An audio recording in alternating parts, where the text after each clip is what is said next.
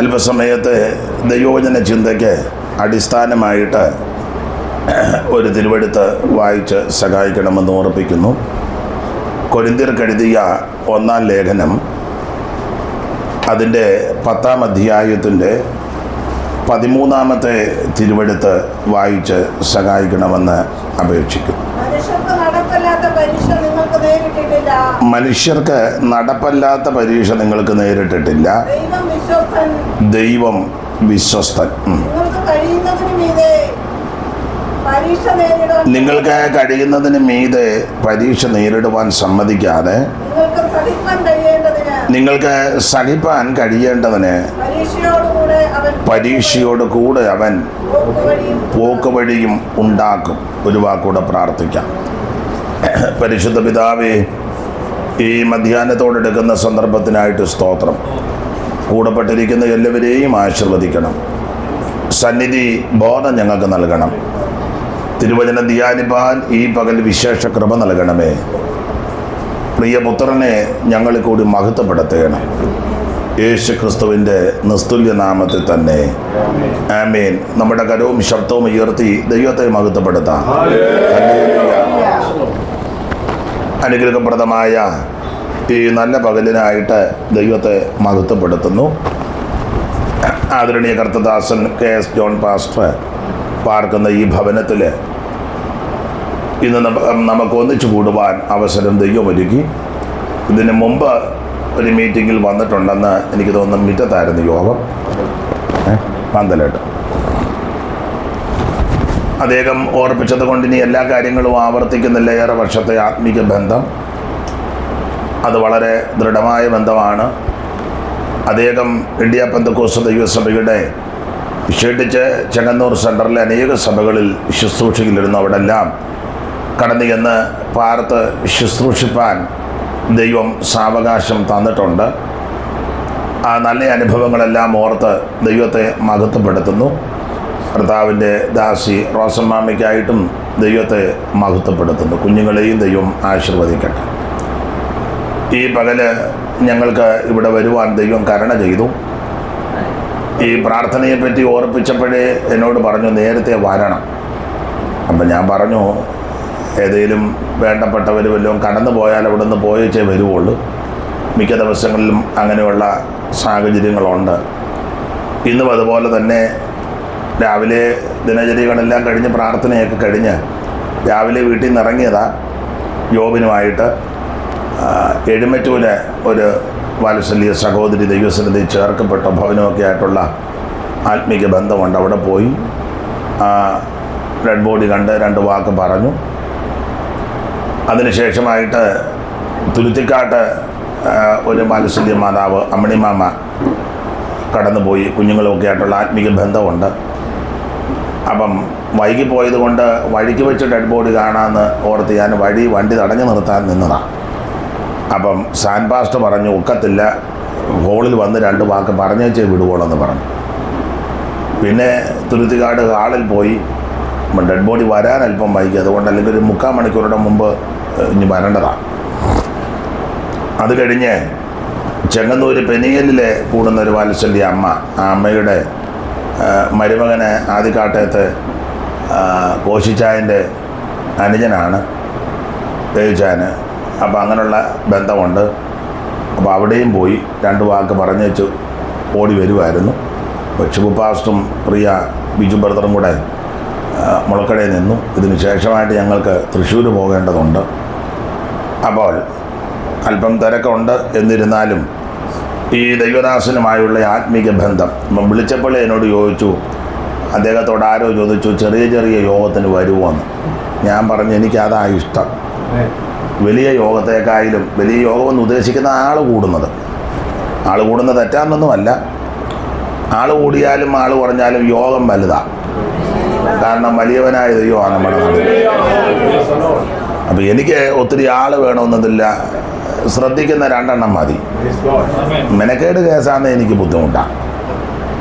യോഗത്തിന് വന്ന് ഉഴപ്പിയിരിക്കുക, ശ്രദ്ധിക്കാതിരിക്കുക, അലക്ഷ്യമായിട്ടിരിക്കുക, മൊബൈലിൽ കളിക്കുക, വർത്താനം പറയാം, അതൊക്കെ എനിക്ക് ബുദ്ധിമുട്ടുള്ളതാണ്. എന്നാൽ ഏകാഗ്രതയോടെ 2 പേര് മതി. കാരണം നമ്മുടെ പ്രമാണം അങ്ങനെ, ഒരാത്മാവ് ഭൂലോകത്തേക്കാൾ വിലയേറിയതാണ്. അപ്പോൾ എനിക്ക് അതാ കൂടുതൽ ഇഷ്ടം. ഈ കൺവെൻഷനുകളിൽ പ്രസംഗിക്കുന്നതിലും എനിക്ക് കുറച്ചുകൂടെ സന്തോഷം എൻ്റെ കാര്യമാണ് ഉപവാസ പ്രാർത്ഥനകളിൽ ശുശ്രൂഷിക്കുന്നതാണ്. ആട്ടെ, ഈ നല്ല കൂട്ടായ്മയ്ക്കായിട്ട് ദൈവത്തെ മഹത്വപ്പെടുത്തുന്നു. നെടുങ്കണ്ടത്തിലെ കുടുംബത്തിനായിട്ടും ദൈവത്തെ സ്തുതിക്കുന്നു. എല്ലാ പ്രിയപ്പെട്ടവരെയും ദൈവം അനുഗ്രഹിക്കട്ടെ. മറ്റ് കാര്യങ്ങളൊന്നും ഇനി പറഞ്ഞ് സമയം കളയുന്നില്ല. ദൈവത്തിന് മഹത്വം. എൻ്റെ അറിവ് ശരിയെങ്കിൽ 12:30 1-നാണോ? 12:30. ഒത്തിരി ഇരുത്തിട്ട് ഈ ഇരിപ്പാന്നെ 12-ന് നിർത്തും. നമുക്ക് അല്പസമയങ്ങൾ ദൈവവചനത്തിൽ നിന്ന് ധ്യാനിക്കാം. കർത്താവ് ഏവർക്കും കൃപ നൽകുമാറാകട്ടെ. വായിച്ച തിരുവെടുത്ത് ഒരിക്കൽ കൂടി വായിച്ച് സഹായിക്കണം. മനുഷ്യർക്ക് നടപ്പല്ലാത്ത പരീക്ഷ നിങ്ങൾക്ക് നേരിട്ടിട്ടില്ല. ദൈവം വിശ്വസ്തൻ. നിങ്ങൾക്ക് കഴിയുന്നതിന് മീതെ പരീക്ഷ നേരിടുവാൻ സമ്മതിക്കാതെ നിങ്ങൾക്ക് സഹിപ്പാൻ കഴിയേണ്ടതിന് പരീക്ഷയോടുകൂടെ അവിടുന്ന് പോക്കുവഴി ഉണ്ടാക്കി തരും. പുതിയ നിയമത്തിലെ 21 ലേഖനങ്ങളിൽ പൗലോസിന്റെ ലേഖനങ്ങളാണ് കൂടുതൽ നമുക്കറിയാം. അതിൽ കൊരിന്ത്യർക്ക് 2 ലേഖനം പൗലോസ് എഴുതി, 1-2 ലേഖനം. ഈ ലേഖനത്തിലെ പ്രധാനപ്പെട്ട വിഷയം ദൈവമക്കളുടെ ശുദ്ധീകരണമാണ്. ഒന്നുകൂടെ തെളിച്ച് പറഞ്ഞാൽ, ഞാനും നിങ്ങളും കേൾക്കുന്നവരെല്ലാം ശുദ്ധീകരിക്കപ്പെടുന്നവരും ക്രമീകരിക്കപ്പെട്ട ഗുണീകരണത്തോടെ കർത്താവിൻ്റെ വരവിനായിട്ട് ഒരുങ്ങണം. ആരും കൈവിടപ്പെട്ടു പോകരുത്, ആരും നശിച്ചു പോകരുത്. അപ്പോൾ കൊരിന്ത്യർക്ക് 2 ലേഖനം എഴുതി, 1-2 ലേഖനം. നിങ്ങൾക്കറിയാം, 1-ാം ലേഖനത്തിന് 16 അധ്യായങ്ങളുണ്ട്. അധ്യായങ്ങളിൽ കൂടി ഓടിച്ചൊന്ന് പോയാൽ 1-ാം അധ്യായത്തിലെ വിഷയം പക്ഷം പിടിക്കുന്നു. 2-ാം അധ്യായത്തിൽ ഉപദേശം കൈക്കൊള്ളുന്നില്ല. 3-ാം അധ്യായത്തിൽ ഇവരുടെ ഇടയിലെ ഭിന്നത, പിണക്കമൊക്കെ. 4-ാം അധ്യായത്തിൽ അറിവ് ചീർപ്പിക്കുന്നു. 5-ാം അധ്യായത്തിൽ ജാതികളുടെ ഇടയിൽ പോലും ഇല്ലാത്ത നടപടിക്രമങ്ങൾ സഭയ്ക്കകത്ത്. 6-ാം അധ്യായത്തിലെ അകത്ത് തീർക്കേണ്ട വിഷയം വെളിയെ കൊടുത്ത് കേസും കോടതിയും വഴക്കും. 7-ാം അധ്യായത്തിൽ കുടുംബ പ്രശ്നമാണ്. 8-ാം അധ്യായത്തിൽ വിഗ്രഹാർപ്പണം തിന്നാമോ തിന്നാൻ പാടില്ലയോ തർക്കം. 9-ാം അധ്യായത്തിൽ ഈ കാര്യങ്ങളെല്ലാം ഓർപ്പിച്ച പൗലോസിനെ ക്വസ്റ്റ്യൻ ചെയ്യാൻ തുടങ്ങി. പൗലോസിന്റെ അപ്പോസ്തലത്വത്തെ ചോദ്യം ചെയ്യുന്നു. 10-ാം അധ്യായത്തിൽ വിഗ്രഹാർപ്പണം തിന്ന് പട്ടുപോയ ചരിത്രം. 11-ാം അധ്യായത്തിൽ 2 വിഷയമാണ് പ്രധാനമായിട്ട്. 1 ഫാഷൻ, 2 തിരുമേശകളുടെ ഉപദേശം. 12-ാം അധ്യായത്തിൽ കൃപാവരങ്ങൾ നിന്നിട്ടില്ല, അതിപ്പോഴും ഉണ്ടെന്ന് തെളിയിക്കുക. 13-ാം അധ്യായത്തിൽ ഏറ്റവും ശ്രേഷ്ഠമേറിയ വരം ദൈവസ്നേഹം. 14-ാം അധ്യായത്തിൽ കൃപാവരങ്ങൾ വിനിയോഗിക്കേണ്ട വിധങ്ങൾ. 15-ാം അധ്യായം ദൈവമക്കളുടെ മരണം, അടക്കം, ഉയർപ്പ്. 16-ാം അധ്യായത്തിൽ വന്ദനം ചെയ്യുകയും അപ്പോൾ തന്നെ ആഴ്ചവട്ടത്തിൻ്റെ 1-ാം നാളെ ചരിതിച്ചു വെച്ചത് ആലയത്തിൽ കൊണ്ടുവരണം. അതെല്ലാവർക്കും തൃപ്തിയുള്ള കാര്യമല്ല. അപ്പോൾ ശ്രദ്ധിക്കുക, ഓടിച്ച് ഈ അധ്യായങ്ങളിൽ കൂടി പോയാൽ ഇങ്ങനെയാണ് നമ്മൾ പഠിക്കുന്നത്. കൊരിന്ത് സഭ അക്കാലത്തെ ഏറ്റവും നമ്പർ 1 സഭയാണ്. വലിയ പട്ടണം, തിരക്കേറിയ പട്ടണം, വലിയ ബിസിനസ്, ആൾക്കാരെല്ലാം വരികയും പോവുകയും ചെയ്യുന്നു. ഏത് വിഭാഗത്തിൽപ്പെട്ട ആൾക്കാരും ആ പട്ടണത്തിൽ പാർക്കുന്നുണ്ട്. ഇപ്പോഴത്തെ രീതി അനുസരിച്ച് പറഞ്ഞാൽ ചിലപ്പം ഖണ്ഡനം നടത്തുമായിരിക്കും. എന്നാലും എൻ്റെ ഒരു അഭിപ്രായമാണ് കേട്ടോ. ലോകത്തിലെ എല്ലാ രാജ്യക്കാരും ചെന്ന് പാർക്കുന്നൊരു രാജ്യം അമേരിക്ക. എല്ലാ രാജ്യത്തെ ആൾക്കാരുണ്ട്, 99%. അപ്പൊ എന്ത് പറഞ്ഞ പോലെ അന്നത്തെ ഒരു പട്ടണമാണ് കൊരിന്ത് പട്ടണം. ഏത് വിഭാഗത്തിൽപ്പെട്ടവർക്കും അവിടെ പാർക്കാൻ അതിനുള്ള എല്ലാ സാഹചര്യങ്ങളും ഉണ്ട്. അങ്ങനത്തെ ഒരു പട്ടണമാണ്. ഈ പട്ടണത്തിൽ ഒരു സഭ, അതും അനുഗ്രഹിക്കപ്പെട്ട ഒരു സഭയാണ്. ആ സഭയുടെ വിശേഷതകളെ പറ്റി 1:4 പൗലോസ് രേഖപ്പെടുത്തി വായിക്കാം. 1:4. 1:4 അല്ലല്ലോ.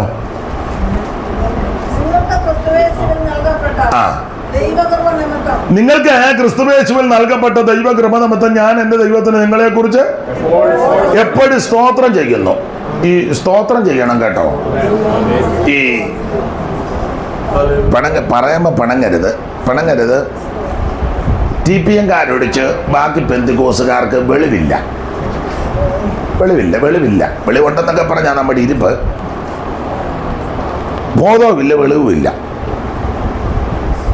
ഒരു തെളിവ്, ഞാൻ സഹിതം ദൈവദാസന്മാർ പറയും നമുക്ക് സ്തോത്രം ചെയ്യാം ഉടനെ ഹല്ലേലൂയ, അതായത് വെളിവില്ലെന്ന് പറഞ്ഞ്. നിങ്ങൾ ശ്രദ്ധിച്ചിട്ടുണ്ടോ? ഇല്ല. ദൈവദാസന്മാർ പറഞ്ഞു കേട്ടില്ലേ, നമുക്ക് കരമുയർത്തി സ്തോത്രം ചെയ്യാം ഉടനെ എല്ലാവരുടെ, അതായത് വെളിവില്ലെന്ന് പറഞ്ഞ്. കൊല്ലം 40 ഇതിനകത്ത് കയറി പമ്മിയിരിക്കാൻ തുടങ്ങിയിട്ട് സ്തോത്രം എന്നത് ആ ലേലി എന്നാന്ന്. ഭാഷ അല്പം മോശമായി, എന്നാലും പണ്ടൊരാൾ പറഞ്ഞ പോലെ ഇത്രയും കൊല്ലമായെങ്കിലും ആട്ടുംകാട്ടയും കടലയും കണ്ടാൽ തിരിച്ചറിയാൻ മേല. കടല ഏതാ? ആട്ടുംകാട്ടതാ. അപ്പോൾ തന്നെ ആട്ടുംകാട്ടം എടുത്ത് കറി വെച്ചാലോ? അപ്പം ഇത് മനസ്സിലാക്കണം, തരംതിരിക്കണം. ഇവിടെ പൗലോസ് വളരെ കർക്കശമായി പറയുക, ഇവരെ ഓർക്കുമ്പോഴെല്ലാം പൗലോസ് സ്തോത്രം ചെയ്യുക. ഒന്നുകൂടെ വായിച്ചാട്ട് സഹോദരി. നിങ്ങൾക്ക് ക്രിസ്തുയേശുവിൽ നൽകപ്പെട്ട ദൈവകൃപ നിമിത്തം. എന്നെ കേൾക്കുന്ന പ്രിയരെ, ഇവിടെ വന്നിരിക്കുന്ന എല്ലാവർക്കും കൃപയുള്ളവരാ. കൃപയില്ലാത്ത ആരും ഇതിനകത്ത് വന്നിട്ടില്ല. അല്ല, കൃപയില്ലാത്ത ആർക്കും ഇതിനകത്ത് വരാനൊക്കത്തില്ല. ദൈവത്തിന്റെ കൃപയുള്ളത് കൊണ്ടാ ഈ മാർഗത്തിൽ ഞാൻ നിങ്ങൾ വന്നിരിക്കുന്നത്. അതുകൊണ്ട് സഹോദരിമാര് പറയരുത് പക്ഷേ എനിക്കൊരു കൃപ, അങ്ങനൊന്നും പോഷത്തിനെ ഒന്നും വിളിച്ച് പറയരുത്. എനിക്ക് അവരെ പോലുള്ള കൃപ.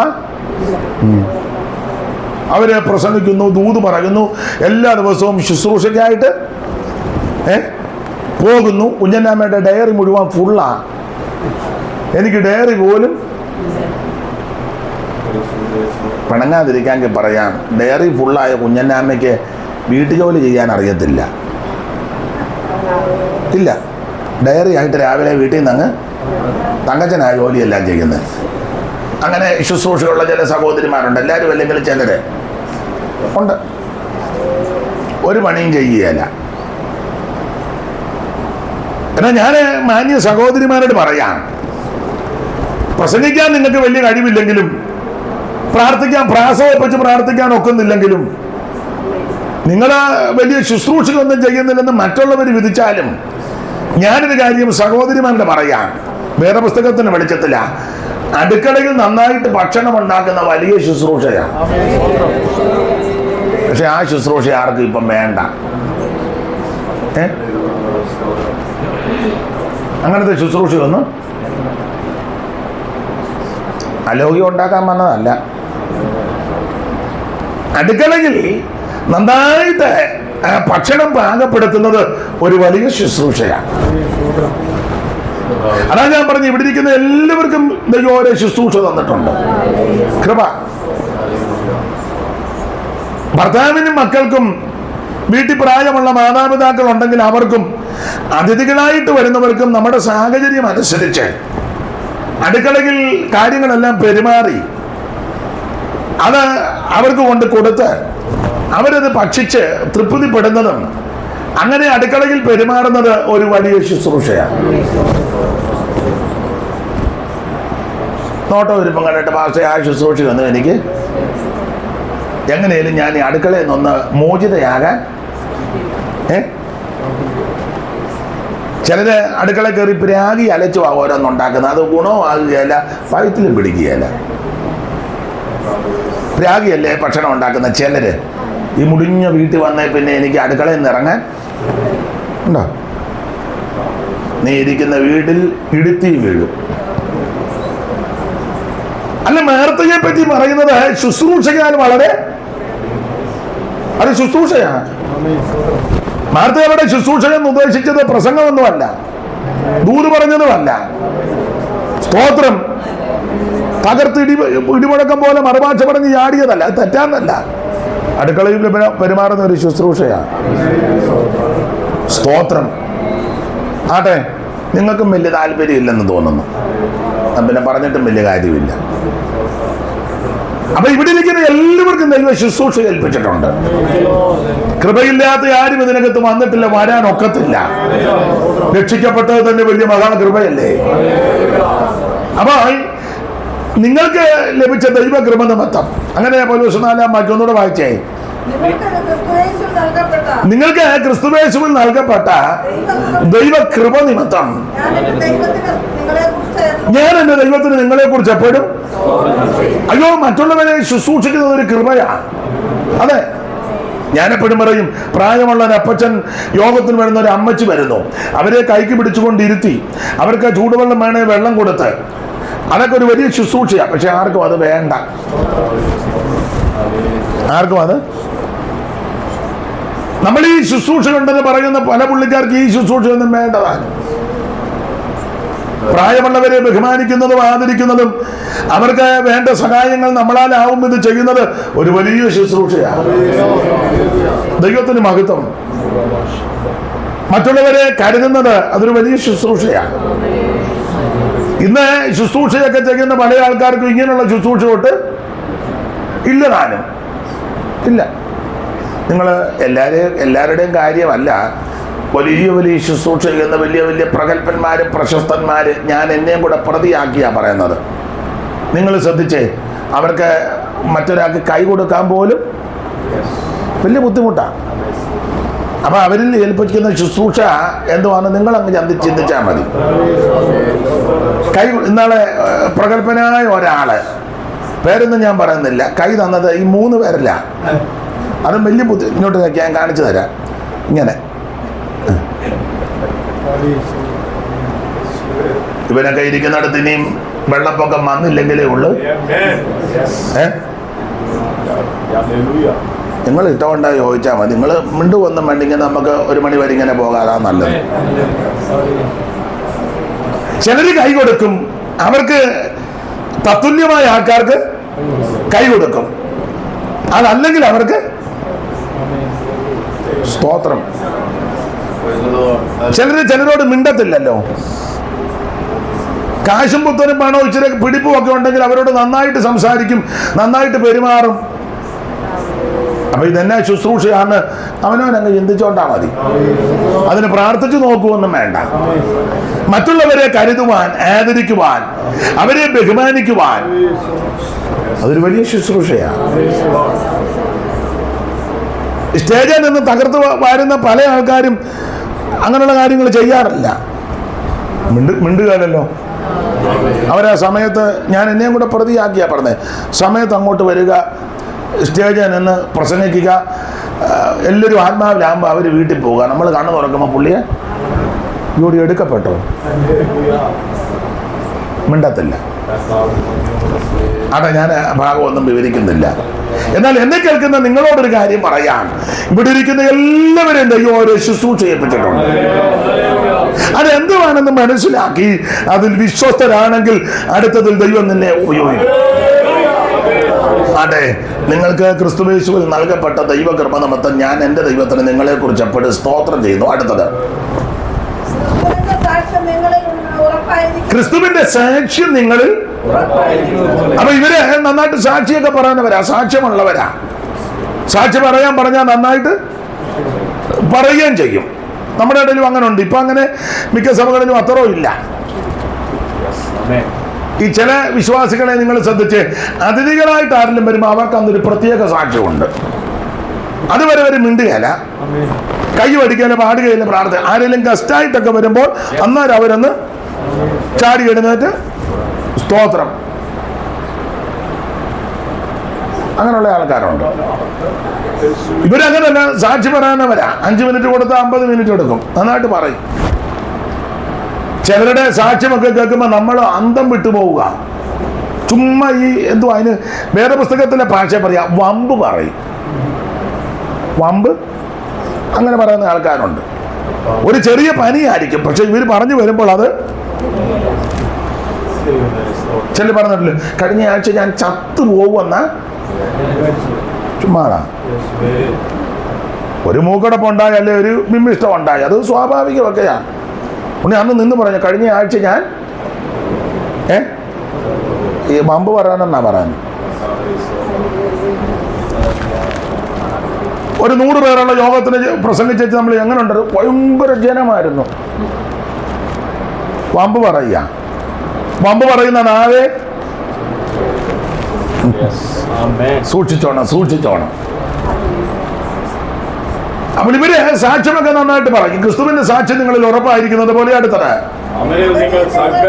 അവന് നിങ്ങൾ സകലത്തിലും, ഇവരെല്ലാത്തിലും ടോപ്പാ, സകലത്തിലും വിശേഷാൽ സകല ഇവർക്ക് നല്ല വചനത്തിൽ തിട്ടമാണ്, ഭയങ്കര വചന നിശ്ചയമാണ്. കൊരിന്ത്യർക്ക് വചനമൊക്കെ നന്നായിട്ട് അറിയാം. ഉപദേശിമാർ കുറുവാക്യം എടുക്കുമ്പോൾ അറിയാം ഇന്ന് എവിടെയൊക്കെ കൂടെ കയറി ഇറങ്ങും. അതുപോലെ കുറത്തിയാട് പണ്ട് 3-4 സഹോദരിമാരുണ്ടായിരുന്നു. പാസ്റ്റർമാർ വാക്യം വായിക്കുമ്പോഴേ വിരലിങ്ങനെ ഓടുന്ന കാണാം. കാരണം അവർക്കറിയാം ഏതൊക്കെ വാക്യം വായിനി നല്ല സാമർത്ഥ്യമാണ്, മിടുക്കാം. അല്ല അങ്ങനെയുള്ളത് നല്ലതാ, വചനത്തിൽ തിട്ടം വേണം. ഇവർക്ക് വചനത്തിൽ നല്ലതായിട്ട് അവന് നിങ്ങൾ വിശേഷിച്ചാൽ സകല വചനത്തിൽ എന്ന് പറഞ്ഞാൽ എല്ലാ വിഷയവും ഇവർക്ക് അറിയാം. ഏത് വിഷയം എടുത്താലും അതിന്റെ വാക്യങ്ങൾ ഒത്തുവാക്യമല്ല ഇവർക്കറിയാം. അത് നല്ലതാ, അങ്ങനത്തെ വിശ്വാസികളുള്ളത് നല്ലതാ. വിശേഷിച്ചാൽ സകല വചനത്തിലും പിന്നെ സകല പരിജ്ഞാനത്തിലും ഇവര് സമ്പന്നരാ, നല്ല പരിജ്ഞാനമുള്ള വിശ്വാസികളാണ്. അത് ആ ഭാഗമൊന്നും വിവരിക്കുന്നില്ല. വചനത്തിൽ തിട്ടം, സാക്ഷി പറയുന്നവര്, പരിജ്ഞാനമുള്ളവര്. അടുത്ത വാക്യം, ഇങ്ങനെ നിങ്ങൾ ഒരു കൃപാവരത്തിലും കുറവില്ല. അപ്പൊ സകല കൃപാവരവും കൊരിന്തിലുണ്ട്. അപ്പൊ നമ്പർ 1 സഭയാ. ഒരു വരവും ഇല്ലാഞ്ഞിട്ട് നമ്മൾ പറയുന്നത് നമ്മുടെ സഭ ഏറ്റവും ടോപ്പാന്നാ, ഇല്ലേ? ഉണ്ടെന്നില്ല. ഈ പറഞ്ഞ ഒരു മരങ്ങളും ഇല്ലാഞ്ഞിട്ട് തന്നെ നമ്മൾ പറഞ്ഞ ഇതുപോലെ അനുഗ്രഹിക്കപ്പെട്ട. അപ്പൊ കൊരിന്ത്യ സഭ ഏറ്റവും ടോപ്പായ സഭ, നമ്പർ 1. സാക്ഷ്യമുണ്ട്, സാക്ഷി പറയും, പറയാനറിയാം, പരിജ്ഞാനമുണ്ട്, വചനത്തിൽ തിട്ടമുണ്ട്, സകല കൃപാവരമുണ്ട്. മുന്തിയ സഭ, നല്ല സഭ, 1-ാം കിട സഭ. എന്നാൽ 2-ാം അധ്യായത്തിലേക്ക് വരുമ്പോൾ ഈ സഭയുടെ ആഴമല്ല ആത്മാവ് ഒന്ന് പരിശോധിച്ചു. 2-ാം അധ്യായത്തിൽ വായിക്കുന്ന ആത്മാവ് ആഴമറിയുന്ന 2:9-10 വായിച്ചേ. ദൈവം തന്നെ സ്നേഹിക്കുന്നവർക്ക് ഒരുക്കിയിട്ടുള്ളത് കണ്ണ് കണ്ടിട്ടില്ല, ചെവി കേട്ടിട്ടില്ല, മനുഷ്യന്റെ ഹൃദയത്തിൽ തോന്നിയിട്ടുമില്ല എന്ന് എഴുതിയിരിക്കുന്നത് പോലെ തന്നെ നമുക്കോ ദൈവം തന്നെ ആത്മാവിനാൽ വെളിപ്പെടുത്തിയിരിക്കുന്നു. ആത്മാവ് സകലത്തെയും ദൈവത്തിന്റെ ആഴങ്ങളെയും. അപ്പൊ ആത്മാവ് സകലത്തെ അറിയുന്ന ആത്മാവ്, സകലമല്ല സകലത്തെ അറിയാം. നമുക്ക് സകലമൊന്നും അറിയത്തില്ല, കുറച്ചൊക്കെ അത്രേ ഉള്ളൂ. നമുക്ക് കുറച്ചറിയാം. എനിക്ക് നിങ്ങളെ ഒന്നും അറിയത്തില്ല, നിങ്ങൾക്ക് എന്നെ നമ്മൾ ഇപ്പം ഞാൻ പ്രസംഗിക്കുന്നത് നിങ്ങൾ കേൾക്കുന്നു, നിങ്ങൾ ഇരിക്കുന്ന ഞാൻ, അല്ലാതെ നമുക്ക് വലിയ അറിവില്ല. ഇവിടെ ഇരിക്കുന്ന ആർക്കും ആരെ പറ്റി അങ്ങനെ വലിയ അറിവൊന്നുമില്ല. പക്ഷെ ആത്മാവ് സകലവും അറിയും. ദൈവത്തിന്റെ ആത്മാവ് സകലതും അറിയുന്നുണ്ട്. സങ്കീർത്തനക്കാരൻ പറയുന്നത് പോലെ ഇരിക്കുന്നത് എഴുന്നേൽക്കുന്നതെല്ലാം കർത്താവ് അറിഞ്ഞുകൊണ്ടിരിക്കുക. ഉഷസ്സിന്റെ ചിറക് ധരിച്ച് സമുദ്രത്തിന്റെ അറ്റത്ത് പോയി പാർത്താലും ഇരിക്കുന്നതും ഞാൻ എഴുന്നേൽക്കുന്നതും കർത്താവ് കാണുന്നു, ഗ്രഹിക്കുന്നു കർത്തനം ഹൃദയ നിരൂപണമോ. ഓ ദൂരത്തു നിന്നും തന്നെ ഇതത്ഭുതം, ദൂരത്തു നിന്നും തന്നെ ഇതത്ഭുത ഈ പരിജ്ഞാനം, ഈ പരിജ്ഞാനം ആശ്ചര്യനായ അറിയുന്നു ശോധന ചെയ്തന്റെ നാഥൻ, അറിയുന്നു ശോധന ചെയ്തന്റെ നാഥൻ ഈ പരിജ്ഞാനം. അപ്പൊ ശ്രദ്ധിക്കുക, നാം ഇരിക്കുന്നത് എഴുന്നേൽക്കുന്നതെല്ലാം കർത്താവ് അറിയുന്നുണ്ട്. സകല കാര്യവും ദൈവം അറിയുക. ദൈവത്തിന് മഹത്വം. നമ്മൾ പറയുന്നതെല്ലാം ദൈവം ശ്രദ്ധ വെച്ച് എല്ലാം കേൾക്കുന്നുണ്ട്. മലാക്കിൽ എങ്ങനെയാണെന്നല്ലോ വായിക്കുന്നത്? യഹോവ ഭക്തന്മാർ തമ്മി സംസാരിച്ചു. യഹോവ ഭക്തന്മാരെന്നാ തമ്മി സംസാരിച്ചേ?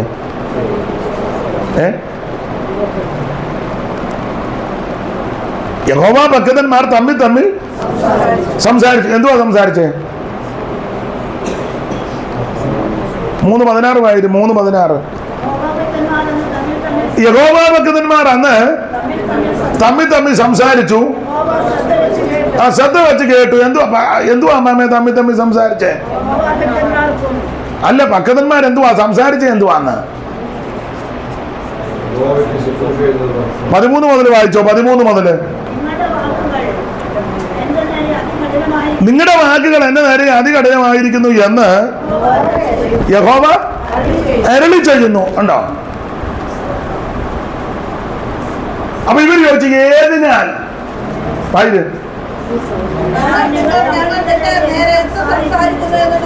ഇവർ ചോദിച്ചു ഞങ്ങൾ എന്തുവാ പറയാനേ? ആ മലാക്കി വിസ്തരിക്കുന്നില്ല, വിഷയം അതല്ല. മലാക്കി പ്രവചനം പഠിച്ചാൽ 8 പ്രാവശ്യം ഇവര് ദൈവത്തോട് ചോദിക്കുക. 8 ചോദ്യം. അതിലൊരു ചോദ്യമായത് യോ ഞങ്ങൾ എന്തുവാ പറയാന്? സ്തോത്രം. 1-ാം അധ്യായത്തിലുണ്ട്. ഇവര് ചോദിക്കും ഞങ്ങൾ ഏതിനാൽ തുച്ഛീകരിക്കുന്നെന്ന്. 8-ാം വാക്യം വായിച്ചേ. 6-ാം വാക്യം വായിച്ചു. 6.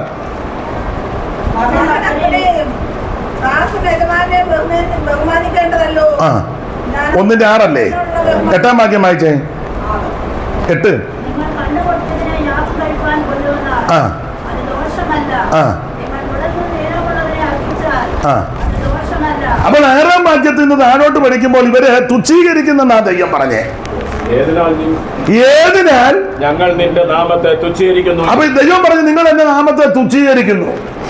അപ്പൊ ഇവരൊക്കെ ഏതിനാൽ തുച്ഛീകരിക്കുന്നു.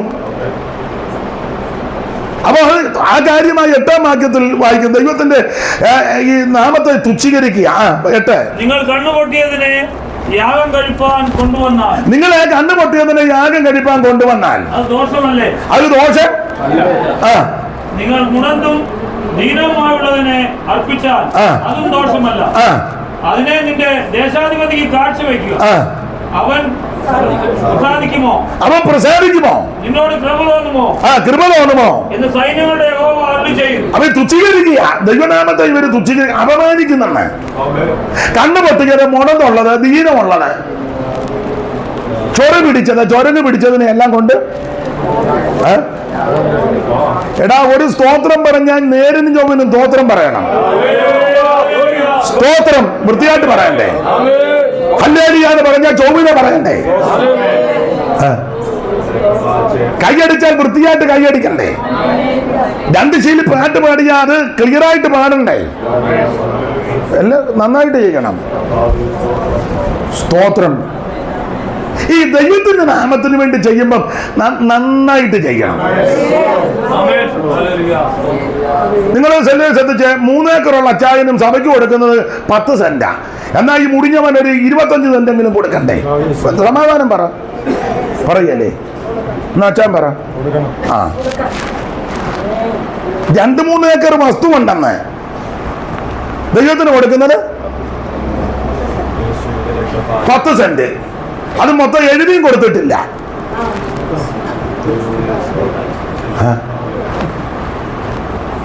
ഒരു പിടി കിടന്നോട്ടെന്ന്. എന്തിനാന്ന് വെച്ചാൽ ഇവൻ ആള് കളിക്കണം. അതിനാ ചാകുന്നത് വരെ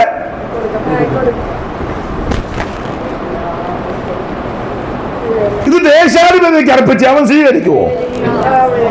ദൈവനാമത്തിൽ ഞാനൊരു കാര്യം പറയാം. നിങ്ങൾ ചോദിച്ചാലും കർത്താവിന്റെ നാമത്തിൽ എന്ത് ചെയ്താലും നന്നായിട്ട് ചെയ്യണം. നിങ്ങൾ ചോദിക്കത്തില്ല എല്ലാവരും. എടാ ഒരു ചായ കൊടുത്താലും നല്ല ചായ നല്ല വൃത്തിയായിട്ട് തന്നു, നന്നായിരിക്കുന്നു. കാരണം രാവിലെ ഇറങ്ങിയതാ, ഒരു വെള്ളം കുടിക്കാൻ നേരം കിട്ടിയില്ല, വളരെ ക്ഷീണിച്ചാ വന്നത്. ആ ക്ഷീണം അങ്ങ് മാറി. അല്ല നിങ്ങളും അങ്ങനെ ചെയ്യുന്നവരാ? അങ്ങനെ ചെയ്യണം. ഒരു കവർ പാല് മേടിച്ച് 9 കവർ വെള്ളവും കൂടെ ഒഴിച്ച് കൊടുത്തെന്ന് പേരും കുടിച്ചവനിട്ട് ഗുണം വന്നില്ലെന്നല്ല, പിന്നെ പലതും വരിക അവന്. വൃത്തിയായിട്ട് കൊടുക്കണമെന്ന് അല്ല, ഞാൻ ഇതൊക്കെ പറയാൻ എനിക്ക് നല്ല പ്രാഗൽഭ്യമുണ്ട്. അതുകൊണ്ടാണ് നിങ്ങൾക്കും ഉണ്ട്. ദൈവത്തിൻ്റെ മകത്ത് ഞാനൊരു ചെറിയ ഒരു ഉദാഹരണം പറയാം, തെറ്റിദ്ധരിക്കരുത് കേട്ടോ. അപ്പോൾ നിങ്ങൾ പറയും ഇയാൾ കോടിക്കണക്കിനുണ്ട് അതുകൊണ്ട് അയാൾ ഞാനിപ്പം വിസ്തരിക്കുന്നില്ല. ദൈവത്തിന് മഹത്വം.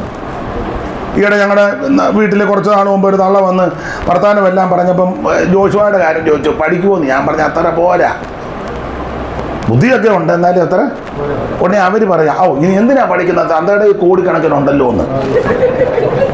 ആ തള്ള പറഞ്ഞു വെച്ച് പോയതാ. എന്തിനാ ഇനി പഠിക്കുന്നേ അപ്പൻ്റെ? പിന്നെ ഞാൻ ഈ വട്ട് തള്ളയോട് പറഞ്ഞിട്ട് വലിയ കാര്യമൊന്നും ഇല്ല. പിന്നെ വെറുതെ എന്തിനാ ആലോക്യം ഉണ്ടാക്കുന്നത്? തന്നെയില്ല, അവർക്ക് ഭക്ഷണം എടുത്ത് വെച്ച് അവർ പിന്നെ പറയുമ്പോൾ കഴിക്കാതെ വെറുതെ എന്തിനാ ആലോക്യം? ഞാനും കണ്ട് അങ്ങനെ തന്നെ ഇരിക്കട്ടെ. ദൈവത്തിന് മഹത്വം. ഞാൻ എൻ്റെ ചെറിയ അനുഭവങ്ങൾ ഇതൊന്നും ലൈവിൽ പറയുന്നത് അല്ലെങ്കിൽ അങ്ങ് പറയുക. ഞാൻ ഞങ്ങളുടെ ചർച്ചിലാണെങ്കിലും വീട്ടിലാണെങ്കിലും യോഗമൊക്കെ നടക്കുമ്പോൾ ഭക്ഷണം നമ്മുടെ വീട്ടിലാണ് ഉണ്ടാക്കുന്നത്, മറ്റാരെങ്കിലും ഏറ്റില്ലെങ്കിൽ വീട്ടിലാണ് ഉണ്ടാക്കുന്നത്. ഞാനാ പോകുന്നെങ്കിൽ ഉദാഹരണമല്ല, അനുഭവമാണ്. ഈ മീൻ മേടിക്കാൻ ചെല്ലുമ്പം ഞാൻ അവനോട് പറയും നല്ല മുഴുത്ത പീസ് തരണം. ചെയ്തിട്ടാണ് പറയാൻ നല്ല പ്രാഗൽഭ്യമുണ്ട്. സ്തോത്രം. കഴിഞ്ഞ ദിവസം വേറൊരു തന്നെ അവനറിയാമല്ലേ, ഞാൻ പറഞ്ഞിട്ട് മുടുത്ത പീസ് വേണം. അവൻ ചോദിച്ചാൽ ഞാൻ പറഞ്ഞ് കുറഞ്ഞത് ഒരു 60 ഗ്രാമിൽ കുറയരുത്. ഒരു പീസ്. ഇത് അച്ചാറിടുന്നത് പോലെ മീൻ മുറുക്കിക്കൊണ്ട് വരുന്നത്. അതുകൊണ്ട് ഞങ്ങളുടെ ഒരു കൊച്ചമ്മയുണ്ട്, അത് സ്പൂൺ ഇങ്ങനെ ഓടിക്കത്തേ ഉള്ളൂ, കൊടുക്കുകയല്ല. പാത്രത്തിനകത്തോട്ട് സ്പൂൺ വീടുകയല്ല, മേളിൽ കൂടെ കൊടുത്തെന്ന് പേരും കഴിച്ചവനിട്ട് ഗുണം. ഞാൻ ഞങ്ങളുടെ സഭയിൽ പറയും ആവശ്യത്തിന് കഴിക്കണം, പക്ഷെ ഒരു ചോറ് കളയരുത്. ഒരു ചോറ് കളയരുത്, കൂട്ടാനും കളയരുത്. അനേക ദൈവമക്കൾ കഷ്ടപ്പെട്ട് റോഡ് പണിക്ക് പോകുന്നവനുണ്ട്, റബ്ബർ വെട്ടാൻ പോകുന്നവൻ കാണും, ഈ വെയിലത്ത് ചൂട് പിടിച്ച് പണിയുന്നവർ കാണും, അടുക്കള പണി ചെയ്യുന്ന സഹോദരിമാർ കാണുന്നത് മോശമൊന്നുമല്ല, നല്ല പണിയാണ്. തൂത്തുവാരാൻ പോകുന്നവർ കാണും. അത് എല്ലാ ജോലിയും അതിൻ്റെ മാന്യതയുണ്ട്. ചെല്ല് ധരിച്ചു വെച്ചേക്കുന്ന ജോലിക്കെല്ലാം മാന്യത. ഏത് ജോലിക്കും അതിൻ്റെ ജോലി ചെയ്യാതെ നീ ഒരുത്തനെ കബളിപ്പിക്കുന്നതാ വൃത്തികേട്. ഒരു ജോലിക്കും പോകുകയല്ല, രാവിലെ കുളിയും കഴിഞ്ഞ് കസാര ഇങ്ങനെ കാലും മറപ്പിച്ചിരിക്കുക. ഒരു ജോലിക്കും പെമ്പള ജോലിക്ക് വിട്ടേ ജീവൻ പിള്ളേർക്ക് ബിസ്ക്കറ്റും കൊടുത്തിരിക്കുന്ന ബിരുദന്മാരും ഉണ്ട്. അവളെന്ത് ചെയ്യാ? അവള് നിനക്കെന്നാ പണി? അവനൊരു വണ്ടിയൊക്കെ ആയിട്ടിങ്ങനെ. എൻ്റെ വിഷയമല്ല, അതുകൊണ്ട് ആ ഭാഗത്തേക്ക് പോകുന്നില്ല. എല്ലാ ജോലിക്കും അതിൻ്റെ മാന്യതയുണ്ട്. സ്തോത്രം. അല്ല, ജോലി ചെയ്യുന്നത് മാന്യതയാണ്. അധ്വാനിക്കാൻ ഒക്കത്തില്ല. എന്നാളൊരു തള്ള പറഞ്ഞു, നിങ്ങൾക്ക് പാഷന്മാർക്ക് അധ്വാനം ഒന്നുമില്ലല്ലോ. ഞാൻ പറഞ്ഞു, തള്ള ഞങ്ങൾ വർത്താനം പറഞ്ഞ സൂക്ഷിച്ച് വേണമെന്ന് പറഞ്ഞു. ഞങ്ങൾ നന്നായിട്ട് അധ്വാനിക്കുന്നുണ്ട്, വിജയിച്ച് വചനത്തിലും ഉപദേശത്തിലും. ഇന്നലെ റാന്നി പ്രസംഗിച്ചപ്പം വാക്യം വായിച്ചെന്നൊരു തള്ള പറഞ്ഞു, സ്തോത്രം, ചുമ്മാ കിട്ടുകയല്ലേ എന്ന്. ഞാനവരോട് കാര്യം പറഞ്ഞാച്ചാ പോകുന്നത്. ചുമ്മാ കിട്ടുകയെന്ന്. പിന്നെ ദൈവത്തിൻ്റെ മഹത്വം. ഏത് മേഖലയിലാണെങ്കിലും നന്നായിട്ട് അധ്വാനിച്ചെങ്കിലേ അതിൻ്റെ പ്രതിഫലം കിട്ടുകയുള്ളൂ. അപ്പൊ എല്ലാ ജോലിക്കും അതിൻ്റെ മാന്യതയുണ്ട്. അതുകൊണ്ട് ആരെയും കുറച്ച് കാണരുത്. ചെല്ലി പറയത്തില്ല, ആ സഹോദരിക്ക് എന്തുവാ ജോലി? പഞ്ചായത്ത് തൂത്തുവാരാ, അന്തസ്സുള്ള പണിയാ അത്. അമ്മാമ്മയ്ക്ക് എന്തുവാ ജോലി? അടുക്കള പണിയാ, അന്തസ്സുള്ള പണിയാ. ഏത് ജോലിക്കും അതിന്റെ മാന്യതയുണ്ടെന്ന്. അതുകൊണ്ട് ആരെയും കുറച്ച് കാണരുത്, ഇകഴ്ത്തി കാണരുത്. ദൈവത്തിന് മഹത്വം. ഇന്ന് ജോലിയാണെന്നോർത്ത് ഭാരപ്പെടുകയും ചെയ്യരുത്. എല്ലാത്തിനും അതിന്റെ മാന്യതയുണ്ട്. അപ്പൊ കൊടുക്കുമ്പോൾ നന്നായിട്ട് കൊടുക്കുക. ഇവര് തുച്ഛീകരിക്കുക. ദേശാധിപതിക്ക് അർപ്പിച്ച് അവൻ സ്വീകരിക്കുമോ? ഞാൻ എന്നെയും കൂടെ പ്രതിയാക്കി പറയാം. പെന്തിക്കോസുകാരെയൊക്കെ നോക്കിയാൽ മിക്കവര് വീടൊക്കെ ഭയങ്കര വീടാ, 4 കോടി 5 കോടി 6 കോടി. ഇവനൊക്കെ പോയി ആരാധിക്കുന്നത് ഓള് കണ്ടിട്ടുണ്ടോ? ഇവനെല്ലാം പോയി കിണ്ണച്ചാന്നും പറഞ്ഞിരിക്കുക. ഞായറാഴ്ച ഒരു തമ്പേറും കിട്ടും, ചുമ്മാ ഇരുന്ന്. യവന്റെ എല്ലാം വീട് നിങ്ങൾ ശ്രദ്ധിച്ചിട്ടുണ്ടോ? മിണ്ടുന്നില്ല. എന്തിനാ മിണ്ടായിരിക്കുന്ന നല്ലത്? അങ്ങനെ വേണമെന്ന്.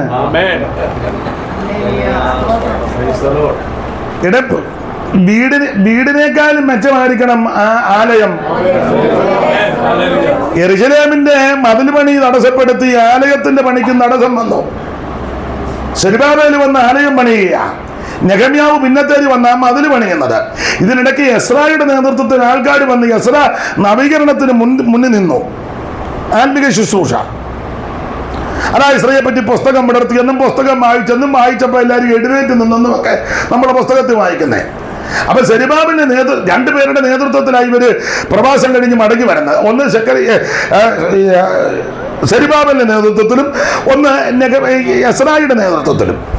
പിന്നെ നെഹെമ്യാവിന്റെ നേതൃത്വത്തിൽ പുറകെ വന്നു. അപ്പോൾ സെരുബ്ബാബേൽ വന്ന് ആലയം പണിയാൻ നേരത്ത് ആരംഭത്തിൽ കോരേശ് കൽപ്പനയൊക്കെ പുറപ്പെടുവിച്ചെങ്കിലും പണി അങ്ങോട്ട് തുടങ്ങി കഴിഞ്ഞപ്പോൾ തടസ്സമുണ്ടായി.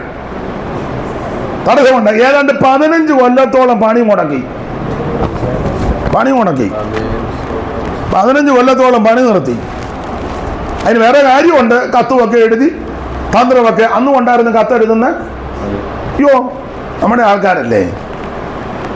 കത്തെഴുതി അതിൻ്റെ പകർപ്പെടുത്ത് രാജാവിന് അയച്ചു കൊടുത്തു. അപ്പോൾ അത് ബ്ലോക്ക് ചെയ്യിപ്പിച്ചു, എന്ത് നാശമൊപ്പിച്ചു വെച്ചു. അപ്പൊ ഇങ്ങനെ പണി മുടങ്ങി കഴിഞ്ഞപ്പോൾ ഇസ്രായേൽ മക്കള് യഹൂദജനോട് ഇനി ഇപ്പൊ പള്ളി പണിയുന്നത് വലിയ നടക്കുമെന്നൊന്നും തോന്നുന്നില്ല. ഇവന്മാര് വീട് പണിയാൻ തുടങ്ങി. ഇനിയിപ്പോ പള്ളി പണി നടക്കുമെന്ന് തോന്നുന്നില്ല. എന്നാ പിന്നെ നമുക്ക് ചൊവ്വിനെ വീടങ്ങ് പണിയും. ഇങ്ങനെ വീട് പണിയാനും പറഞ്ഞ് പള്ളിപ്പണി നിർത്തിയച്ച് ഇവനെല്ലാം കൂടെ വീട് പണിതു. വീട് പണിതപ്പം സെക്കറിയാവിനെ ഹഗ്ഗായിയൊക്കെ ദൈവം എഴുന്നേൽപ്പിച്ചു. ഹഗ്ഗായി എഴുന്നേറ്റ് പറഞ്ഞ്, എടാ അവൻ സ്വന്തം നിങ്ങൾ തട്ടിട്ട വീട് പാർക്കുക, നിങ്ങൾക്ക് ആലയം ഒന്നുമില്ലേ? 1-ാം അധ്യായത്തിൽ അതിന്റെ ഹഗ്ഗായി പറഞ്ഞിരിക്കുന്നത്, നിങ്ങൾ വലിയ തട്ടിട്ട ഈ ആലയം ശൂന്യമായിട്ട് കിടക്കുക. ഉറക്കെ വായിച്ച വാക്യങ്ങള്, ഈ ആലയം ശൂന്യമായിരിക്കെ നിങ്ങൾ തട്ടിട്ട വീടുകളിൽ പാർക്കുവാൻ. അയ്യോ, നിങ്ങൾക്കിത് മനസാക്ഷിക്ക് കുത്തൊന്നുമില്ലേ? ദൈവാലയം ശൂന്യമായി കിടക്കുക, നല്ലൊരു മേശയില്ല. ജാബുവാന്റെ കാലത്ത് ഒരു മൈക്ക് ഹലോ എന്ന് വെക്കുമ്പോ അളിയാന്നാ കേൾക്കുന്നേ.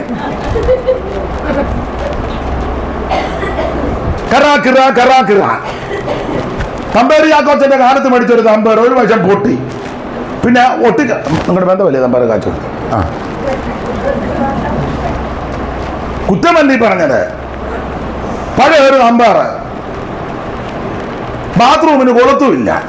ബാത്റൂമിൽ നമ്മൾ ഒരു കൈ പിടിച്ചോണ്ടാ മനസ്സിലാകുന്നില്ല. എല്ലായിടത്തെയും കാര്യം അല്ലി പറഞ്ഞത്. അല്ലെ ബാത്റൂം അങ്ങോട്ട് ചായച്ച് നമ്മൾ തള്ളിപ്പിടിച്ച് നിൽക്കുക. അല്ല, ഞാനങ്ങനെ നിന്നിട്ടുണ്ടെന്ന് ആരുടെ ബന്ധം തള്ളിയാലോ? അല്ലെ പിന്നെ ഒച്ച ഉണ്ടാക്കി നിൽക്കണം അതിനകത്ത്. ഞാൻ പറഞ്ഞ അമ്മാമ്മയ്ക്ക് മനസ്സിലാകുന്നില്ലേ? ടാപ്പിനകത്ത് വെള്ളവുമില്ല. ഒരു ബൈത്തോമി ഞാൻ ചെന്ന് ബക്കറ്റ് മക്കും കണ്ടിട്ട് തൊടാനൊക്കത്തില്ല.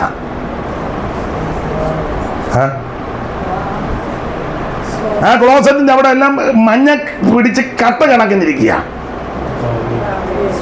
എല്ലാരും മറുഭാഷ പറയുന്നുണ്ട്.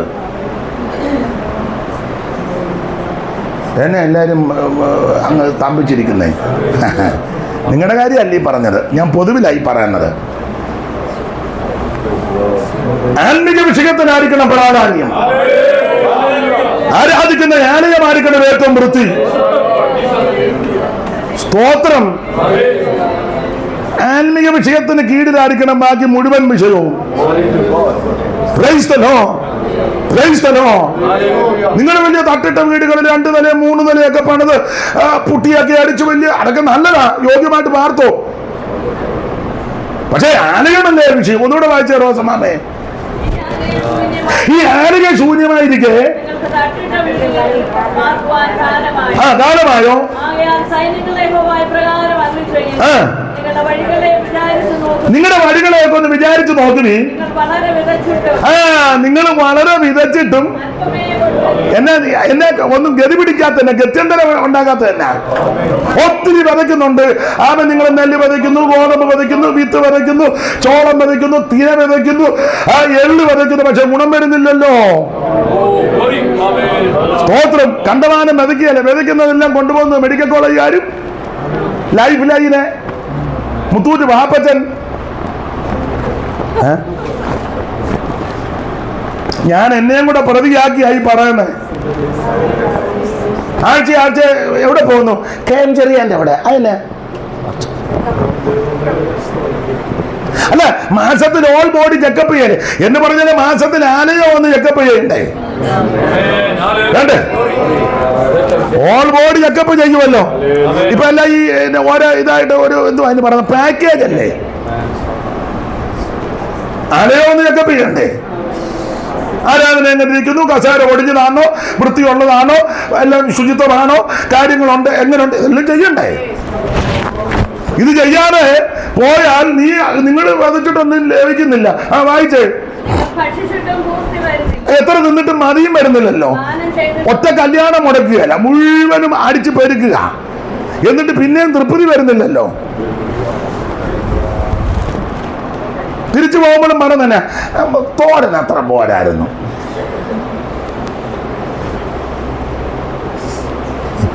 കണ്ട, ഞാൻ വിവരിക്കുന്നില്ല. അടുത്ത വാക്യം വായിച്ചോ. കുടിച്ചിട്ടൊന്നും മതി വരുന്നില്ല, തൃപ്തി വരുന്നില്ലല്ലോ. പിന്നെ വസ്ത്രം കുളിരി മാറുന്നില്ല. എത്ര കിട്ടിയിട്ടും തൃപ്തി, എത്ര ജോഡിയുണ്ട്, തൃപ്തി ഉണ്ടോ? മോന്തായിരിക്കുന്ന കണ്ടില്ലോ. എത്ര ജോഡിയുണ്ട്, തൃപ്തി ഉണ്ടോ? ഇല്ല.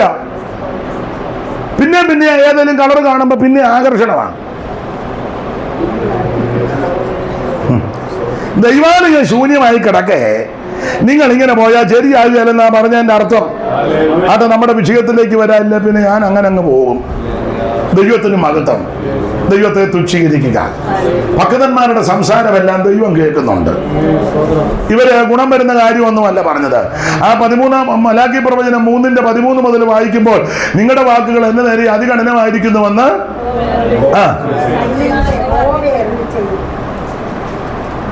വായിക്കും.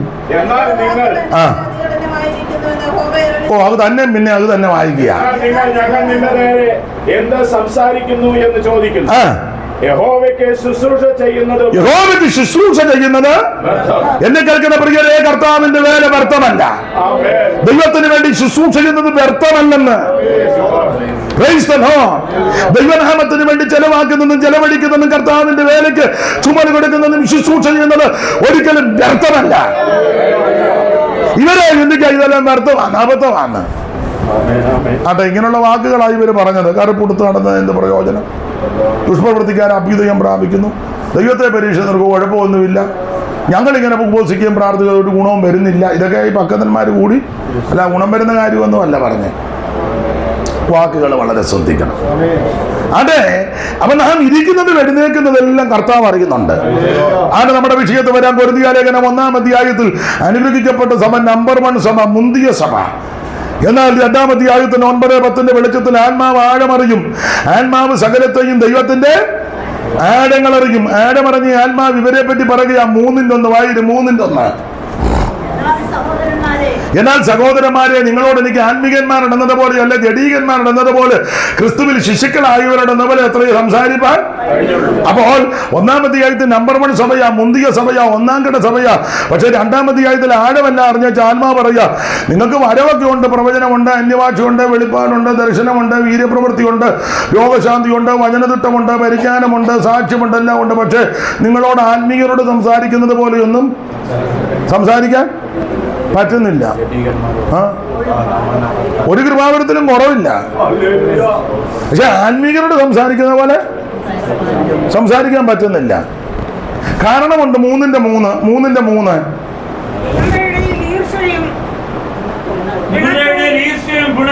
നിങ്ങളുടെ ഇടയിൽ ഈർഷ്യയും പിണക്കോ ഇരിക്കെ. അപ്പോൾ ഇത് പാടില്ല, ഈർഷ്യയും പിണക്കോ ഒന്നും പാടില്ല. ഞാൻ ആ ഭാഗത്തേക്ക് ഒന്നും പോകുന്നത് നമ്മുടെ എടുത്ത വിഷയത്തിലോട്ട് പറയണല്ലേ, പിന്നെ അങ്ങനെ അങ്ങ് പോകും. ദൈവത്തിന് സമയത്ത് പിന്നെ നിർത്താനും ബുദ്ധിമുട്ട് വരും. അതുകൊണ്ട് ആ ഭാഗമെല്ലാം വിടുക. നിങ്ങളുടെ ഇടയിൽ ഈർഷ്യയും പിണക്കോ ഉണ്ടെന്ന് അത് പാടില്ല. വിശേഷിച്ച് ഉപവസിച്ച് പ്രാർത്ഥിക്കുന്നവർ ദൈവമക്കൾ നമ്മുടെ ഹൃദയത്തിൽ ജീവിതത്തിൽ ഈർഷ്യയും പിണക്കോ ഒന്നും വെച്ചോണ്ടിരിക്കരുത്. രമ്യതപ്പെട്ടോണം, നിരപ്പായിക്കോണം. സ്തോത്രം.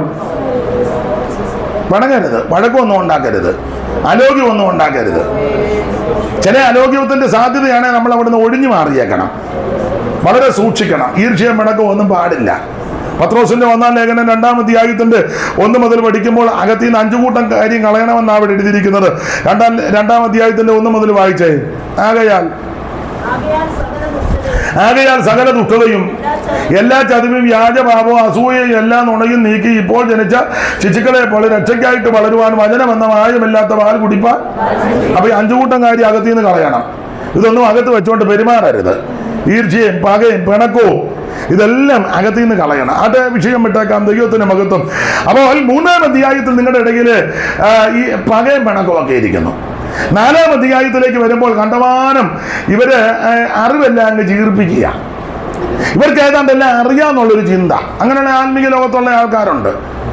അവിടെ യോഗത്തിലുള്ള ഇരിപ്പും വരവും ഒക്കെ കണ്ട ഇവർക്കെല്ലാം അറിയാം, തികഞ്ഞ വരുന്ന. എന്നാൽ സത്യം പറഞ്ഞാൽ ഇവർക്കൊന്നും അറിയത്തുമില്ല. ഇതുവരെ പൊതുവിൽ പ്രാർത്ഥിക്കാൻ പോലും അറിയത്തില്ല, സന്ദർഭോചിതമായി പ്രാർത്ഥിക്കാൻ പോലും അറിയത്തില്ല. ഞാൻ എന്നെയും കൂടെ പ്രതിയാക്കി പറയാം. ചിലയിടത്ത് എന്നാൽ ചില പാസ്റ്റർമാരുടെ ഇരിപ്പും ഒക്കെ കണ്ടാൽ ഇവിടെ വലിയ തിരക്കേടില്ല. ചിലയിടത്ത് എന്നാൽ സ്റ്റേജിലുള്ള ഇരിപ്പ് കണ്ട എന്തോ വലിയ എന്തോ അതിന് പറയാന്നേ. എന്നാൽ പുള്ളിയോട് ഒന്ന് ആശീർവാദം പറയാൻ പറഞ്ഞാൽ അത് തെറ്റിക്കുകയും ചെയ്യും. ആശീർവാദം പ്രാർത്ഥനയാകും, പ്രാർത്ഥന കണ്ണുനീരാകും, കണ്ണുനീര് പിന്നെ നിലവിളിയാകും. അറിയത്തില്ല. ഇരിപ്പും ഭാവവും കണ്ടാലോ യോ ഏതാണ്ടെല്ലാം അറിയാമെന്നുള്ള ചിന്തയാണ്. നിങ്ങൾ ശ്രദ്ധിച്ച മരണ വീട്ടിലാണെങ്കിലും കല്യാണ ചുരുക്കൊക്കെ വാക്യം വായിക്കാൻ കൊടുത്ത് അന്നേരം തെറ്റിക്കുക. ആ വരവും പോക്കും ചയ്യും ഒക്കെ കെട്ടിയുള്ള ഇരിപ്പ് കണ്ടാൽ ഓർക്കും പൗലോസ് പോലും പുള്ളിയുടെ വെട്ടത്തിൽ. അപ്പൊ അഹങ്കാരമാണ്, അറിയാന്നുള്ള ചിന്ത. എന്നെ കേൾക്കുന്ന പ്രിയരെ, ഞാൻ എപ്പോഴും പറയും, ഈ വേദപുസ്തകം വായിക്കുകയും ധ്യാനിക്കുകയും പഠിക്കുകയും ചെയ്യുമ്പോൾ എനിക്കൊരു കാര്യം ബോധ്യപ്പെട്ടു, നമുക്കൊന്നും അറിയത്തില്ല. ഇത് കേൾക്കുന്തോറും ആ മനുഷ്യ ഓരോരുത്തരും കൂടെ കേൾക്കുന്തോറും എനിക്ക് മനസ്സിലാകുന്നത് അയ്യോ നമുക്കൊന്നും അറിയത്തില്ല. 2, കർത്താവിനോട് സ്നേഹം വർദ്ധിക്കുക എന്ന് പറഞ്ഞാൽ ഇതിനൊന്നും യോഗ്യതയില്ലാത്ത എനിക്ക് ഇത് കേൾക്കുവാനും അറിയുവാനും ഇത് ഗ്രഹിപ്പാനും ദൈവം ഭാഗ്യം തന്നല്ലോ. ദൈവത്തിന്റെ മഹത്വം. Price the Lord. അപ്പോൾ 4-ാം അധ്യായത്തിൽ അറിവ് ചീർപ്പിക്കുന്നു. ഈ വേദപുസ്തകം നിങ്ങൾ പഠിച്ചാൽ നമുക്ക് മനസ്സിലാകാത്ത ഒത്തിരി കാര്യമുണ്ട്, ഒത്തിരി ഉണ്ട്. ഇതിനകത്ത് എന്തെല്ലാം കാര്യം നമുക്ക് ഇതുവരെ മനസ്സിലായിട്ടില്ല. ഈ കാര്യം മറച്ചു വെച്ചിട്ടുണ്ട്. ചില വിഷയം കാര്യം മറച്ചു, ദൈവം എല്ലാം ഒന്നും മനസ്സിലാക്കി തന്നിട്ടില്ല. ചിലരുടെ ആ പോകുമ്പോൾ കണ്ട ഇവർക്ക് എല്ലാം അറിയാം. ഇല്ല, നമുക്കറിയാത്ത ഒത്തിരി കാര്യങ്ങളുണ്ട്, ഇഷ്ടം പോലെ. ആ ഭാഗത്തേക്ക് പോകുന്നില്ല. കൊരിന്ത്യലേഖനം ഓടിച്ച് പഠിക്കുമ്പോൾ ഇങ്ങനെ നമ്മൾ 10-ാം അധ്യായത്തിന്റെ 13 വായിച്ചത്. അതങ്ങ് പെട്ടെന്ന് വായിച്ചു. മനുഷ്യർക്ക് നടപ്പല്ലാത്ത പരീക്ഷ നിങ്ങൾക്ക് പിന്നെ ദൈവം വിശ്വസ്തൻ. പിന്നെ നിങ്ങൾക്ക് കഴിയുന്നതിന് മീതെ പരീക്ഷ നേരിടുവാൻ സമ്മതിക്കാതെ പിന്നെ നിങ്ങൾക്ക് സഹിപ്പാൻ കഴിയേണ്ടതിന് പരീക്ഷയോടുകൂടെ അവൻ പോക്കുവഴിയുമുണ്ടാകും. അപ്പൊ ശ്രദ്ധിക്കുക. കൊരിന്ത്യലേഖനം 1-ാം ലേഖനം 10-ാം അധ്യായത്തിന്റെ 13 വായിച്ചത്. ഈ 10-ാം അധ്യായത്തിന്റെ 1 മുതൽ പഠിക്കുമ്പോൾ ഇസ്രായേൽ ചരിത്രം അവിടെ കൊടുത്തിരിക്കുന്നത്. 10-1 വായിക്കുന്ന സഹോദരന്മാരെ, നമ്മുടെ പിതാക്കന്മാരെല്ലാം മേഘത്തിന് കീഴിലായിരുന്നു. മേഘത്തിന് സമുദ്രത്തിൽ സ്നാനമേറ്റ് മോശയോട് ചേർന്നു. എല്ലാവരും ഒരേ ആത്മീയ ആകാരം നിന്നു, എല്ലാവരും ഒരേ ആത്മീയ പാനീയം കുടിച്ചു. അവരെ അനുഗമിച്ച് ആത്മീയ പാറയുന്നല്ലോ അവർ കുടിച്ചത്. ആ പാറ ക്രിസ്തുവാകുന്നു. 5-ാം വാക്യം. എങ്കിലും മിക്ക പേരിലും ദൈവം പ്രസാദിച്ചില്ല. എന്നിട്ട് 11, 12 വാക്യങ്ങൾ പഠിക്കുമ്പോൾ ആകയാൽ താൻ നിൽക്കുന്നുവെന്ന് തോന്നുവൻ സൂക്ഷിക്കണം. ഇതെല്ലാം പറഞ്ഞേച്ചാണ് 13 പറഞ്ഞിരിക്കുന്നത്.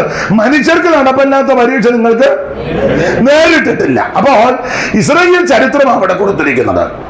ഇവര് രക്ഷിക്കപ്പെട്ടു, സ്നാനപ്പെട്ട്, എൻ്റെ ഭാഷയിൽ പറഞ്ഞാൽ അഭിഷേകമൊക്കെ പ്രാപിച്ച് തിരുമേശയൊക്കെ എടുത്ത് കൂട്ടായ്മ ആചരിക്കുക. പക്ഷേ ഇവരിൽ പലരും പട്ടുപോയി. മിക്ക പേരിലും ദൈവം പ്രസാദിച്ചില്ല. ഇവരെ മരുഭൂമി തെള്ളിയിട്ടെന്നാ, തെള്ളിയിട്ടു. അങ്ങനെ ഒരു പട്ടുപോകാൻ പല കാര്യമുണ്ട്. പ്രധാനമായിട്ട് 5 കാര്യം അവിടെ 5 കാര്യം രേഖപ്പെടുത്തി. 5 കാര്യം. അതിലൊന്ന് ദുർമോഹം. അവര് മോഹിച്ചതുപോലെ നിങ്ങൾ ദുർമോഹികൾ. വായിച്ച വാക്യം 6-ാം വാക്യം മുതൽ 6-ാം വാക്യം മുതൽ വായിച്ചു. 10:6. അവർ മോഹിച്ചതുപോലെ നാമും ദുർമോഹികൾ ആകാതിരിക്കേണ്ടതിന്. അവർ മോഹിച്ചതുപോലെ നാമും ദുർമോഹികൾ ആകാതിരിക്കേണ്ടതിന്. അപ്പൊ ഈ ദുർമോഹം അത് പാടില്ല. ഒത്തിരി മോഹങ്ങളൊന്നും അകത്ത് വെച്ചോണ്ടിരിക്കരുത്.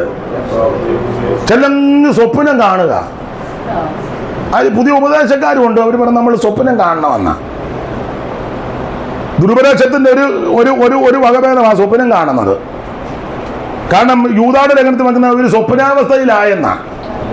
പത്രോസും യൂദയും കൊടുത്തിരിക്കുന്ന അവര് സ്വപ്നാവസ്ഥയല്ല, ചുമ്മാ ഇരുന്നങ്ങ് സ്വപ്നം കാണുക. മലർപ്പൊടിക്കാരന്റെ സ്വപ്നം. ദൈവമക്കൾക്ക് അത് പാടില്ല.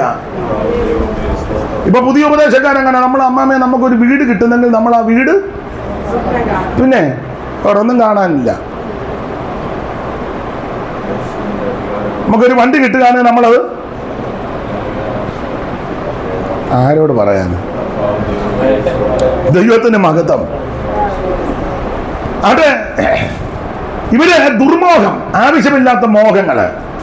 ദൈവമക്കളോട് ഒരു കാര്യം പറയുക, ഇങ്ങനെയുള്ള മോഹങ്ങൾ, രാഗങ്ങൾ, ആഗ്രഹങ്ങൾ പൊങ്ങി വരുമ്പോൾ അതിനെ പിടിച്ചടക്കണം.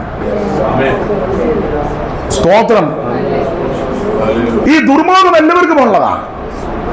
അവർ മോഹിച്ചതുപോലെ നാമും ദുർമോഹികൾ ആകരുത്. ആവശ്യമില്ലാത്ത മോഹങ്ങൾ, രാഗങ്ങൾ, ആഗ്രഹങ്ങൾ പാടില്ല. അതിനെ പിടിച്ചടക്കി ദൈവമക്കൾ അതിനെ ജയിക്കണം. അങ്ങനെയൊക്കെ മോഹങ്ങൾ അകത്ത് കയറിയാൽ നമ്മുടെ സ്വസ്ഥത കെടും. സ്തോത്രം. ഒന്ന് ദുർമോഹം, താഴെ കൊണ്ട്. 2 വിഗ്രഹാരാധന. അവര് ചിലർ വിഗ്രഹാരാധികൾ ആയതുപോലെ. വായിച്ചോ. നിങ്ങൾ വിഗ്രഹാരാധികളാകരുത്. 1 ദുർമോഹം, 2 വിഗ്രഹാരാധന, 3 പരസംഗം, 4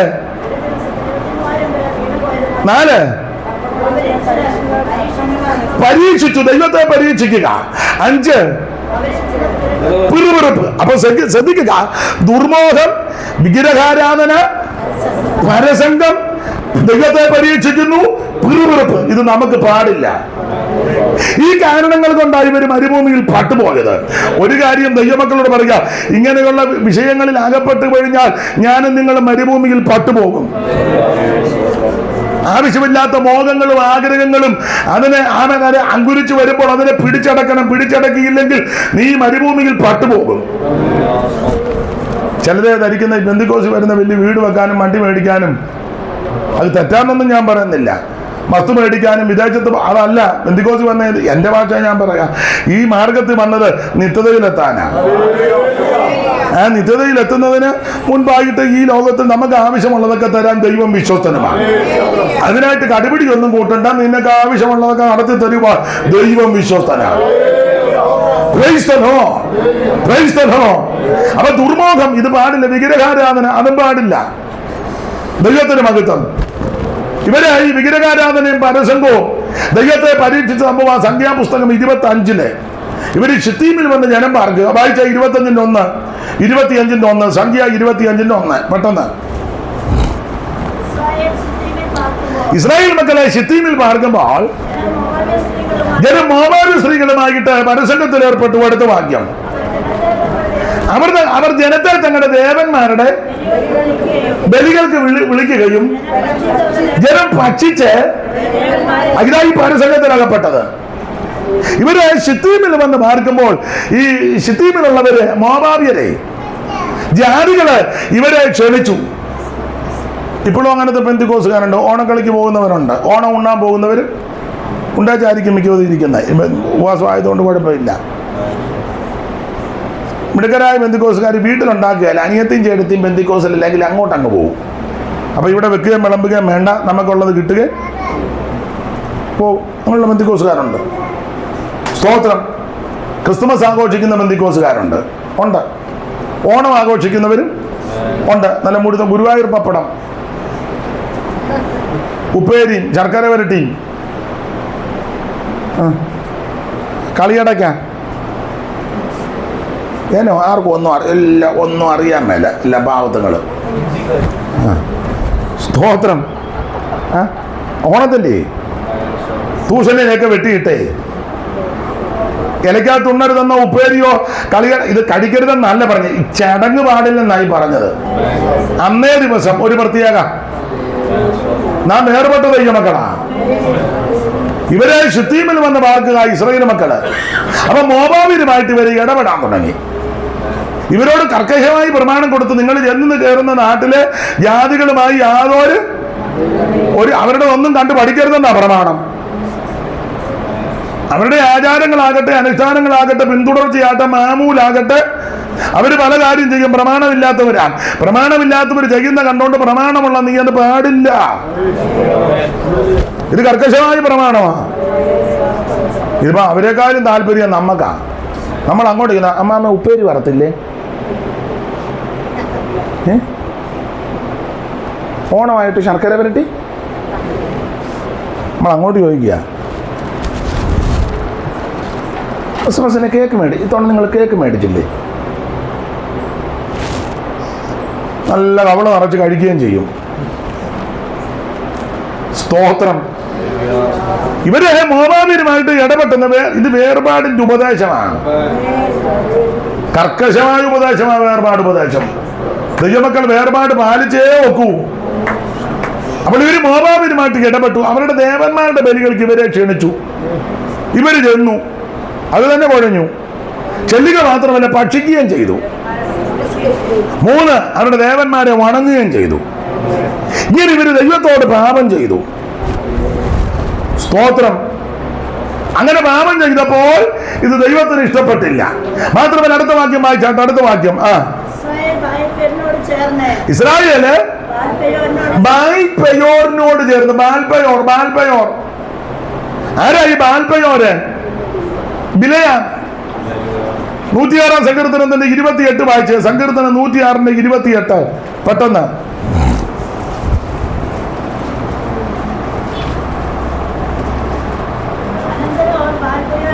അനന്തരം അവർ ബാൽപെയോറിനോട് ചേർന്ന് പ്രേതങ്ങൾക്കുള്ള ഈ സംഭവം അവിടെ കൊടുത്തിരിക്കുന്നത്.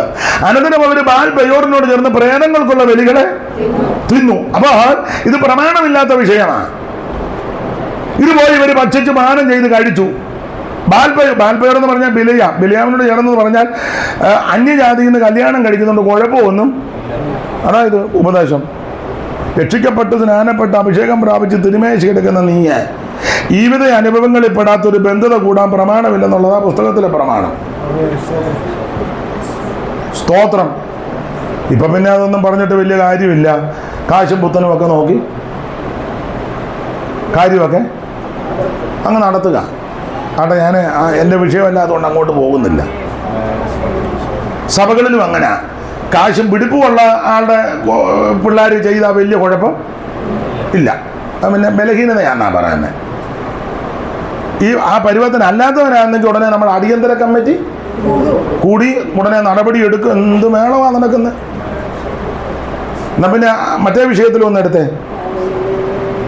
അതുകൊണ്ട് പഴമക്കാർ പറഞ്ഞില്ല, ചോരയുള്ള നായരെ കാണുമ്പം അന്നേരം പേടിക്കും. ആട്ടെ, നിങ്ങളുടെ ഇരിപ്പ് കണ്ടിട്ട് എന്തോ പരുവക്കേടുണ്ടെന്ന് തോന്നുന്നു. അതുകൊണ്ട് ഞാൻ ആ ഭാഗത്തിലൊന്നും നിൽക്കുന്നില്ല. നമുക്ക് ആ വിഷയം വിട്ടൊക്കെ എന്തിനാ അലോക്യം ഉണ്ടാക്കുന്നത്? ആകെ ഒരു നേരത്തെ യോഗത്തിന് വന്നിട്ട് വഴക്കുണ്ടാക്കി പോകണ്ട. ദൈവത്തിന് മഹത്വം. ഇവര് ബാൽപെയോറിനോട് ചേർന്നു, ബിലയാമിനോട് ചേർന്നു. ബിലയാമിന്റെ ഉപദേശം എന്തുവായി? ബിലയാമിന്റെ ഉപദേശം അന്യജാതിയിൽ നിന്ന് കല്യാണം കഴിക്കുന്നുണ്ട്, കുഴപ്പമൊന്നും ഇല്ല. അതാ ബിലയാമിന്റെ ഉപദേശം. അതായത് ഇവന് പോകാൻ നേരത്ത് ഉപദേശം പറഞ്ഞേച്ചു പോയി. ദൈവത്തിന് മഹത്വം. ഇങ്ങനെ ഇവര് ദൈവത്തിന് ഹിതമല്ലാത്ത കാര്യത്തിൽ ഇടപെട്ടത് കൊണ്ട് ഇവര് മരുഭൂമിയിൽ പാട്ടുപോയി. ദൈവമക്കൾ കർക്കശമായ ഉപദേശത്ത് നിൽക്കണം. ഇവര് ശിത്തീമിൽ വന്ന് മോവാബിലുമായിട്ട് ഇടപെട്ട് പരസംഗം ചെയ്തു. ദേവന്മാരുടെ ബലികൾക്ക് ക്ഷണിച്ചു. ഇവര് പോയി ഭക്ഷിച്ചു പാനം ചെയ്ത് ദേവന്മാരെ വണങ്ങി നമസ്കരിച്ചു. ഈ സന്ദർഭത്തിൽ മോശയും അഹരോനും എല്ലാം സമാഗമന കൂടാരത്തിന്റെ വാതിൽക്കൽ കരഞ്ഞു വിലപിച്ചിരിക്കുമ്പോൾ ഒരു ഇസ്രായേല്യൻ ഒരു മിദ്യാന്യ സ്ത്രീയുമായിട്ട് നേരെ പാളയത്തിലോട്ട് വന്നു. അവന്റെ പേര് സിമ്രി, അവളുടെ പേര് ഹോസ്ബി. അവളാണെങ്കിൽ ഒരു മിദ്യാന്യ പ്രഭുവിന്റെ മകളാ. യവനാണ് ശിമിയോൻ ഗോത്രത്തിൽ ശാലുവിന്റെ മകനാ. രണ്ടും നല്ല കനമുള്ള വീട്ടിലെയാണ്. മറ്റവർ ജാതിയാന്ന് ഉള്ള പിടിപ്പുണ്ട്, ഇത് പെന്തിക്കോസാന്ന് ഉള്ള അതും പിടിപ്പുള്ളതാ. അപ്പൊ അവർക്ക് എന്തും ആകാമല്ലോ. അന്നും അങ്ങനെ അവർക്കെന്തും മിണ്ടുന്നില്ല. അറിയാൻ മേലാത്തതാണോ, എന്നെ പൊട്ടം കളിപ്പിക്കുന്നതാണോ? അവർക്കെന്തും ആകാം. കാരണം അവന് ഒരു പ്രഭുവിന്റെ മകനാ, ശിമിയോൻ ഗോത്രത്തിൽ, കുറഞ്ഞ പുള്ളിയല്ല. അവനാണെങ്കിൽ ഒരു വായിക്ക് എന്നെ നോക്കിയിരിക്കാതെ വായിച്ചതാ.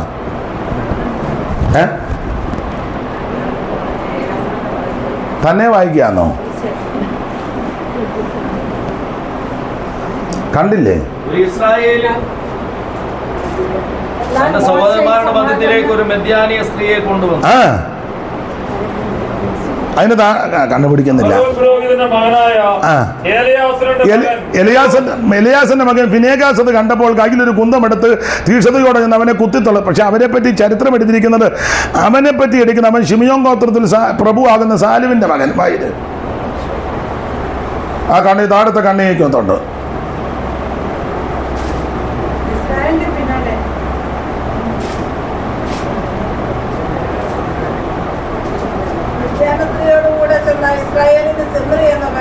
അവന്റെ പേര് സിമ്രി. പിന്നെ അവൻ ശിമിയോൻ ഗോത്രത്തിൽ ഒരു പ്രഭുവായ സാലുവിന്റെ മോനാ. അപ്പൊ ഇവൻ ശിമിയോൻ ഗോത്രത്തിൽ പ്രഭുവായ സാലുവിന്റെ മകൻ, പ്രഭുവിന്റെ മോനാ. അടുത്തത് ഹോസ്ബി. വായിച്ചോ. അവളൊരു മിദ്യാന്യ ഗോത്രത്തിൽ ജനാധിപനായിരുന്ന സൂറിന്റെ മകളായിരുന്നു. അപ്പൊ ഇവളും പ്രഭുവിന്റെ മോളാ. അവള് മിദ്യാന ഗോത്രമാണെന്നുള്ളൂ, മിദ്യാനാന്നുള്ളൂ. പക്ഷെ കുറഞ്ഞ കേസല്ല. അവള് പ്രഭുവിന്റെ മകളും ഇവൻ പ്രഭുവിന്റെ. അപ്പൊ അവർക്കെന്തും ആകാമല്ലോ. സഭയിലും അങ്ങനെ ഇല്ലേ? സഭകളിലും അങ്ങനെ. അവളും പ്രഭുവിന്റെ മോള്, അവനും പ്രഭുവിന്റെ മകൻ. അപ്പൊ അവർക്കെന്തും ആകാം. അത് നമ്മൾ സോപ്പിട്ട് അത് വിശുദ്ധമാക്കുക. ഇപ്പോഴും ഞാൻ ഓർക്കുന്ന ഒരു സ്ഥലമൊന്നും പറയുന്നില്ല, സഭയുടെ ഒരു പ്രധാനപ്പെട്ട ആൾ വിവാഹം നടത്തിയപ്പോൾ കേസ് നമുക്കറിയാം. ഈ ചെറുക്കനെ ബാംഗ്ലൂർ പഠിക്കാൻ വിട്ടതാ. അവിടെ വെച്ച് അവളുമായിട്ട് അവൾ രക്ഷിക്കപ്പെട്ടതൊന്നുമല്ല. വലിയ അടുപ്പത്തിലായി. ഒറ്റവാക്കിൽ അങ്ങനെ പറയുന്നുള്ളൂ. അവസാനം വഴിവിട്ട് ഇവന് തടി ഊരണം. അപ്പൊ ഇവന് എങ്ങനെയും അപ്പം വേറെ അമേരിക്ക കേസ് വന്ന് കല്യാണം. അത് അവൾ അറിഞ്ഞപ്പോൾ അവള് പറഞ്ഞു, അപ്പൻ്റെ മോൻ്റെ പേരെഴുതി വെച്ചിട്ട് ഞാൻ തൂങ്ങിച്ചാവുമെന്ന്. വെട്ടിനകത്തായി. അപ്പൻ സഭയുടെ സെക്രട്ടറിയാ അന്ന്. അപ്പൻ്റെ മോൻ്റെ പേര് ഞാൻ എഴുതി വെച്ചിട്ട് നിന്നെ അങ്ങനെ ഞാൻ ജീവിക്കാനൊന്നും. വെട്ടിനകത്തായി. ഒടുവിൽ അവളെ തന്നെ കല്യാണം കഴിക്കേണ്ടി വന്നു. വെട്ടിനകത്തായി. കല്യാണത്തിന്റെ തലേന്ന് കൊണ്ട് മുക്കി. അവളെ മുക്കിയെന്നല്ല, അവളെ സ്നാനപ്പെടുത്തി. പിറ്റേന്ന് കല്യാണം നടക്കുക. ഞാനും ഉണ്ടാ കല്യാണത്തിന്. സ്റ്റേജിൽ നിന്നില്ല. വലിയ പ്രഗത്ഭന്മാരായ പാസ്റ്റർമാരിരിക്കുക. നമ്മൾ പീത്ത അവിടെ കയറി അങ്ങനെ കല്യാണം. അവൾ കല്യാണം നടത്താൻ വന്ന പ്രധാനപ്പെട്ട ഉപദേശി പറയുക, അത് അറിയാവുന്നവരെല്ലാം ഇരുന്ന് ചിരിക്കുക. അന്നാ ഈ പൊട്ടൻ ഇത് അറിഞ്ഞേച്ച് വേണ്ടേ പറയാൻ. പുള്ളി പറയുകയാണ്, ഇന്നത്തെ നിയുക്ത വധുവിനെ ഓർക്കുമ്പോൾ ഞാൻ ദൈവത്തെ സ്തുതിക്കുന്നു. ഏകയായിട്ട് വിശ്വാസത്തിന് വേണ്ടി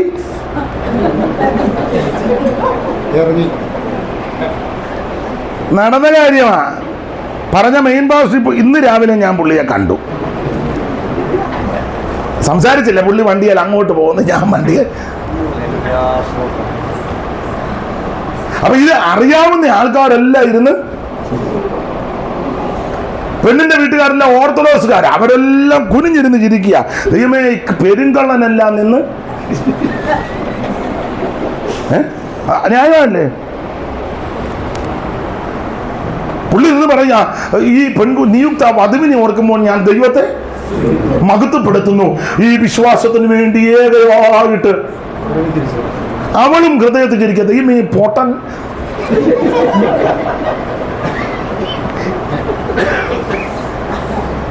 അല്ല, കല്യാണത്തിനൊക്കെ പറയുമ്പോൾ ഒന്ന് ശ്രദ്ധിക്കുന്നത്, ഒന്ന് നേരത്തെ ഒന്ന് ചോദിച്ച് മനസ്സിലാക്കുന്നത്. ഈയിടെ ഒരുത്തൻ എന്നോട് പറഞ്ഞ, അച്ഛാൻ കല്യാണം നടത്തി തരണം. ഞാൻ ചോദിച്ചേട്ടാ എന്തെങ്കിലും കുഴപ്പമാണോ ചോദിച്ചു. നിങ്ങൾ തമ്മിൽ നേരത്തെ അല്ല അറിയണം. അറിഞ്ഞു പറയുമ്പോൾ അത് ശ്രദ്ധിച്ച് നമ്മൾ പറയും ഇല്ലേ? ഒരു സ്ത്രീയും പുരുഷനും ഇഷ്ടപ്പെട്ടു, മനസ്സ് തമ്മിൽ ഇഷ്ടപ്പെട്ടു, അവർ മാതാപിതാക്കളോട് പറഞ്ഞു, വീട്ടുകാർക്കും ഇഷ്ടമാണ്, കല്യാണം നടത്തുന്നെങ്കിൽ അത് തെറ്റൊന്നുമില്ല. അത് തെറ്റാന്ന് എനിക്ക് തോന്നുന്നില്ല. അവർ രണ്ടും ഇഷ്ടപ്പെട്ടു, മാതാപിതാക്കൾക്കും ഇഷ്ടമാണ്, കുടുംബക്കാർക്കും ഇഷ്ടമാണ്. അപ്പോൾ സഭയുടെ ചുമതലപ്പെട്ടവരോട് പറഞ്ഞു കല്യാണം. അപ്പം അത് നടത്തില്ല. പക്ഷെ അറിയണം, രണ്ടുപേരുടെ പാർക്കിലെല്ലാം പോയി ഐസ്ക്രീം ഒക്കെ ഞുണങ്ങ് ചെടിയുടെ പമ്മി ഇരുന്നേച്ചാ നടത്തോ ഇല്ലയോന്ന്. മക്കളെ, നിങ്ങൾക്ക് പിടി കിട്ടുന്നുണ്ടോ ഞാൻ പറയുന്നേ?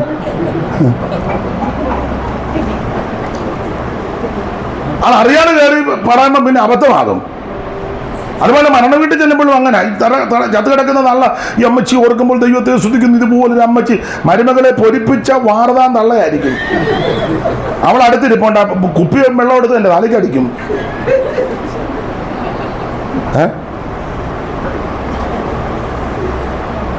നാട്ടുകാർക്ക് ഒരു ഗുണം ചെയ്യാത്ത തള്ളയായിരിക്കും. നമുക്ക് ചിലപ്പോൾ 10 രൂപ തന്നായിരിക്കും. അത് വെച്ചാൽ നമ്മൾ ഈ അനത്തുന്നത്. ഇതുപോലൊരു അമ്മച്ചി തള്ള ഒരു കോഞ്ഞാട്ട് പോലും അയലത്തുകാർക്ക് കൊടുത്ത തള്ളയല്ല. തൊണ്ണാൻ കുത്തിയത് പോലും നമ്മൾ കയറി അമ്മച്ചി നല്ല കനവാന്ന് പറയാമെന്ന് വേണമെങ്കിൽ ഇങ്ങനെ പറഞ്ഞു, എന്നോടുള്ള ബന്ധത്തിൽ ഈ അമ്മ വളരെ അങ്ങനെ പറയുന്നതാണ്, തല്ലുകൊള്ളാതെ പോരാ. അപ്പം മരണ വീട്ടിലും കല്യാണത്തിനുമൊക്കെ കുറച്ച് കാര്യം ഒന്ന് നേരത്തെ അറിയുന്നത് നല്ലതാണ്.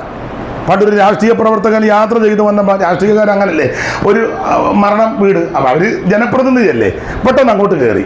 അപ്പോൾ ഇത് ചോദിക്കാനും അറിയാനും ഒക്കെ ഒത്തില്ല. പുള്ളി കയറി ചെന്നുടനെ ജനപ്രതിനിധികൾക്ക് പല കാര്യങ്ങളല്ലേ, ഉടനെ തന്നെ മൈക്ക് കൊടുത്തു. പുള്ളി പറഞ്ഞു, ഈ വാത്സല്യ അപ്പച്ചനെ ഓർക്കുമ്പം എനിക്ക് ഒത്തിരി ബഹുമാനമുണ്ട്. കാരണം ഞാൻ ഈ വഴി എപ്പോഴും കടന്നുപോകും, ഞങ്ങൾ തമ്മിൽ മണിക്കൂറുകളോളം സംസാരിക്കുകയും രാഷ്ട്രീയമായും അല്ലെങ്കിൽ ഈ നാടിൻ്റെ കാര്യങ്ങളും പുരോഗതിയുമൊക്കെ അപ്പച്ചൻ ധാരാളം പറയുമായിരുന്നു. ഞങ്ങൾ ഇത് സംസാരിക്കുകയൊക്കെ ചെയ്യുമായിരുന്നു. കഴിഞ്ഞ ദിവസവും ഇതിലെ പോയപ്പോൾ ഞങ്ങൾ ഏറെ സമയം ഇരുന്ന ജനം മുഴുവൻ ചിരിക്കുക. കാരണം എന്നാ, ഈ അപ്പച്ചൻ സംസാരിക്കത്തുമില്ലായിരുന്നു, ചെവിയും കേൾക്കാറില്ലായിരുന്നു. അത് പുള്ളിക്കൊട്ട് അറിയത്തുമില്ലായിരുന്നു. അപ്പച്ചൻ സംസാരിക്കത്തുമില്ല, അപ്പച്ചന് ചെവി ജന്മന. പുള്ളി പറയാ, ഞാൻ എപ്പോഴും വരുമ്പോൾ അപ്പച്ചനുമായിട്ട് എന്താ വെട്ടിനകത്ത് വീണ കണ്ടോ? അല്ല, ഞാനൊന്ന് സൂചിപ്പിച്ചെന്നേ ഉള്ളു. ദൈവത്തിന് മഹത്വം. വളരെ ശ്രദ്ധിക്കണം. ഇവര് മോബാബിയുമായിട്ട് ഇടപെട്ട്, അവന്റെ പേര് സിമ്രി, അവരുടെ പേര് ഹൊസ്ബി. പാളയത്തിനകത്തോട് കൊണ്ട് ആരും മിണ്ടിയില്ലല്ലോ, ഒരുത്തരും മിണ്ടിയില്ല, മോശയും മിണ്ടിയില്ല. മോശ അനങ്ങിയില്ല. മോശ അനങ്ങാഞ്ഞ മോശ അതിനും എത്രയോ വർഷം മുമ്പ് കെട്ടിയച്ചിരിക്കുക മിദ്യാനി സ്ത്രീയെ. അതുകൊണ്ട് സിമ്രിയെ ഇവിടെ ഏതാന്ന് ചോദിച്ചാൽ അവൻ ചോദിക്കുക, അച്ഛാ അതേതാ അച്ഛാ? സിപ്പോറെ ചൂണ്ടിക്കൊണ്ട് പറയും. മനസ്സിലായില്ല. സിമ്രി ചോദിക്കുക, സിമ്രിയോട് മോശ ചോദിക്കുക ഇവിടെ ഏതാന്ന് ചോദിച്ചാൽ അവൻ പറയാം, അത് പറയാ അതാരാന്ന് ആദ്യം. അത് മോശ നല്ല ബുദ്ധിമാനാ, മോശം. പക്ഷേ അവിടെ അഗരോ പുരോഹിതന്റെ മകനാകുന്ന എലിയാസന്റെ മകൻ ഫീനേഗാസ് എന്ന് പറയുന്ന ഒരു യൗവനക്കാരൻ, അവൻ തീക്ഷണതയുള്ളവനാ. എല്ലാവരും പെന്തിക്കോസാന്നേലും അവൻ തീക്ഷണതയുള്ളത് 1-2 കാണുള്ളൂ. അപ്പം പെന്തിക്കോസ, അമ്മ പെന്തിക്കോസ, വല്യമ്മ പെന്തിക്കോസ, വല്യപ്പ പെന്തിക്കോസ, സഹോദരങ്ങളൊക്കെ പെന്തിക്കോസ. ചിലപ്പോൾ ഞങ്ങളെല്ലാവരും ഈ സഭയിൽ അതൊക്കെ അഭിനന്ദിക്കുന്നു. പക്ഷെ അവിടെ തീക്ഷണതയുള്ളത് ചിലർക്കേ ഉള്ളൂ. അവരെയാ ദൈവം കരുത്തിലെടുക്കുന്നത്. എല്ലാം പെന്തിക്കോസാന്ന് പറഞ്ഞിട്ട് കാര്യമൊന്നുമില്ല. ദൈവം നോക്കുന്നത് തീക്ഷണതയോടെ നിൽക്കുന്ന ആരൊക്കെ ഉണ്ടല്ലോ. അഗരോ പുരോഹിതന്റെ മകനാകുന്ന എലിയാസിന്റെ മകനാകുന്ന ഫീനെഹാസ് ഉള്ളിൽ തീഷ്ണത ജ്വലിച്ച് യഹോവ തീഷ്ണൻ. അവൻ തീഷ്ണത ജ്വലിച്ച് പെട്ടെന്നൊരു കുന്തമിട്ട് അന്തഃപുരത്തിനകത്ത് കയറി അവൻ ഈ കൃത്യ വിലോപം കാട്ടിയ ഹോപ്സിയെയും സിമ്രിയെയും ഉദരം തുളയുമെന്ന് കുത്തിക്കടത്തി. അടുത്ത വാക്യത്തിൽ ബാധ മാറി. എന്നെ കേൾക്കുന്ന പ്രിയരെ, നിന്റെ കുടുംബത്തിന്റെ ബാധ മാറണമെങ്കിൽ ശുദ്ധീകരണം നടക്കണം.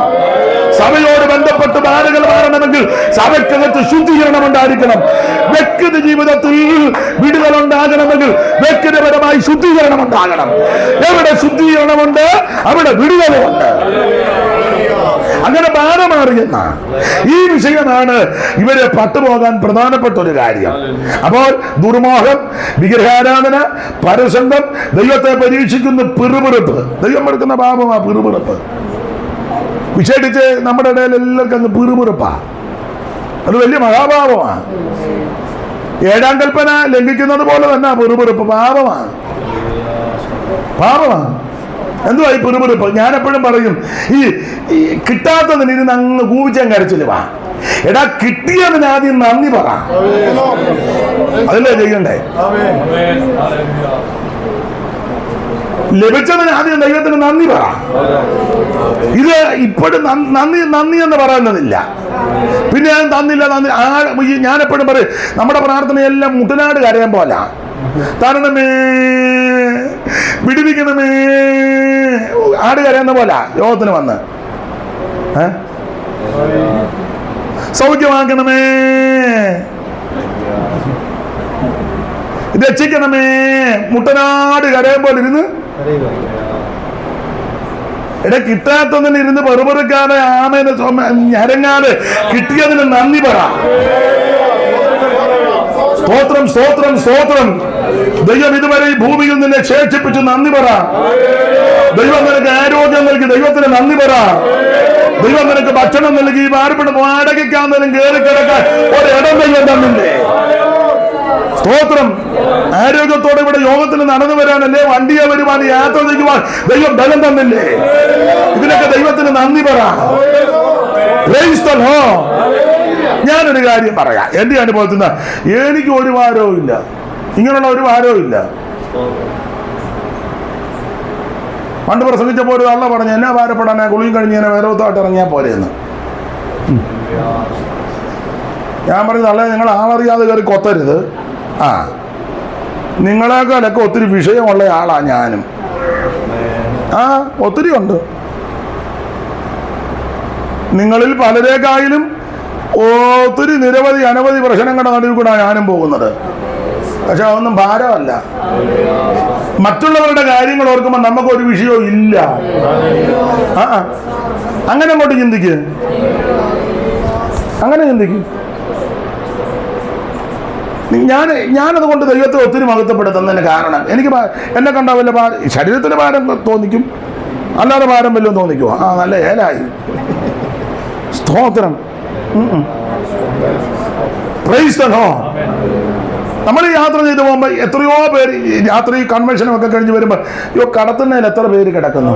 ഫാനില്ല, മെത്തയില്ല, നല്ല പോലെ ബെഡ്ഷീറ്റ് ഇല്ല, ഒന്നുമില്ല.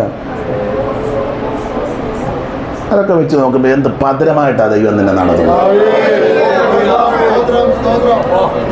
യോഗത്തിന് വന്ന് പട്ടി മോങ്ങുമ്പോൾ ഇന്ന് മോങ്ങാതെ, അങ്ങനെയുള്ളവരെ ദൈവം സഹായിച്ച് വിടുവിക്കട്ടെ. പക്ഷെ അത് വെച്ച് നോക്കുമ്പോൾ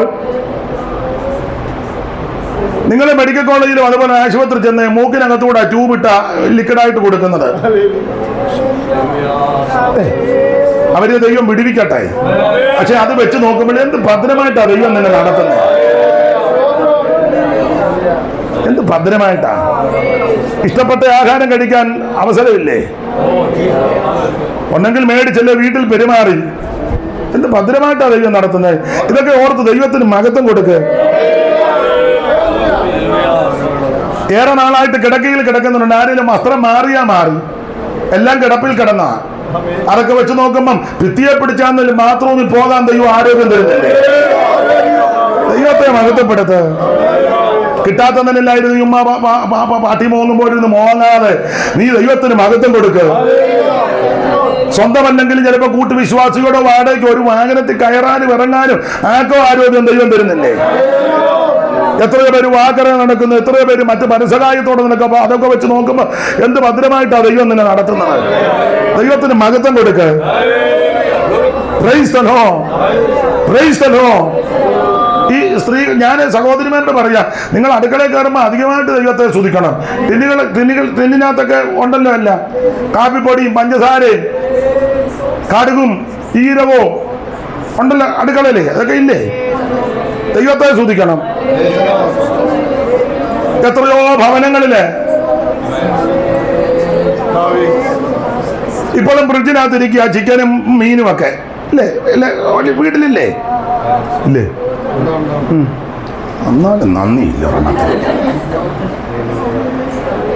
തള്ള എന്ന് പറ, ഞാൻ അങ്ങോട്ട് വരുന്നൊന്നുമില്ല. ഉണ്ടെന്ന് പറഞ്ഞാൽ അയാളെങ്ങാനും പമ്മി അങ്ങോട്ട് ഇല്ലേ? ഉണ്ട്. അത്യാവശ്യം ഒരു 5 പേര് കയറി വന്നാൽ കൊടുക്കാനുള്ളതുണ്ടല്ലോ. ദൈവത്തെ മഹത്വപ്പെടുത്തി. സ്തോത്രം. ഈ യോഗം കഴിയുമ്പോൾ നിരാശ ഒന്നും ഉണ്ടാകരുത്. യോഗം കഴിയുമ്പോൾ ഇവിടെ കിടന്ന് തൂങ്ങി ഈ വസന്തം വന്ന ഓടി നിൽക്കുമ്പോൾ ഈ പര്യത്തം നിന്നേക്കരുത്. ദൈവത്തെ മഹത്വപ്പെടുത്തി നിന്നോണം. Praise the lord. അനേകർക്ക് തലമുറയില്ല, ദൈവം നിനക്ക് തലമുറയെ തന്നില്ലേ? അനേക കുഞ്ഞുങ്ങൾക്ക് വിവാഹപ്രായമാകാതെ ഭാരപ്പെടുമ്പോൾ നിന്റെ കുഞ്ഞിന്റെ വിവാഹം ദൈവം നടത്തിയില്ലേ? അതിനൊക്കെ ദൈവത്തിന് മഹത്വം കൊടുക്ക, ദൈവത്തെ സ്തുതിക്ക്.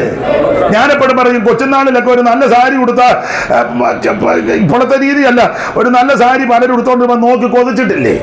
ഉണ്ട്. കൊതിക്കുക മാത്രമേ അടുത്തിരിക്കുമ്പോൾ ഒന്ന് ഞെരടി നോക്കിയിട്ടുണ്ട്. ഇപ്പൊ എത്ര എണ്ണം ഉണ്ട്? ഞാനെപ്പോഴും പറയും, ചേട്ടാനിയന്മാരുള്ള വീട്ടിൽ ചിലപ്പോൾ ഇട്ടുമാറാൻ ഷർട്ട് കാണുകയല്ല, ചേട്ടൻ തേച്ചിട്ടേക്കുന്ന എടുത്തോണ്ട് അനിയൻ അവൻ കുളി കഴിഞ്ഞ് വന്നപ്പോൾ ഷർട്ടില്ല, ആങ്കർ മാത്രം കിടന്ന് ആടുന്നു ഇല്ലേ? ഇപ്പൊ എത്ര എണ്ണം ഉണ്ട് തരാതരത്തിന് മാറുകയില്ല. ഇതൊക്കെ ഓർത്ത് ദൈവത്തെ സ്തുതിക്കണ്ടേ? സ്കൂളിൽ പോയപ്പം എന്റെ കുഞ്ഞുനാളിൽ, നിങ്ങളുടെ കുഞ്ഞുനാളിൽ ചെരുപ്പൊന്നുമില്ല. നടന്നൂപ്പാട് വന്ന് കാലേ കല്ലും കാച്ചി. പിന്നെ 4 മണി വിട്ട് ഇങ്ങനെ വീട്ടിൽ വന്നതാ, ഇങ്ങനെ അല്ലേ? അപ്പൊ അമ്മ ചോദിച്ചു, എന്തുവാടാ? കല്ല് കാച്ചി കാലയിലെ. ഉടനെ നടരാജൻ നിൽക്കും പോലെ നിൽക്കുക.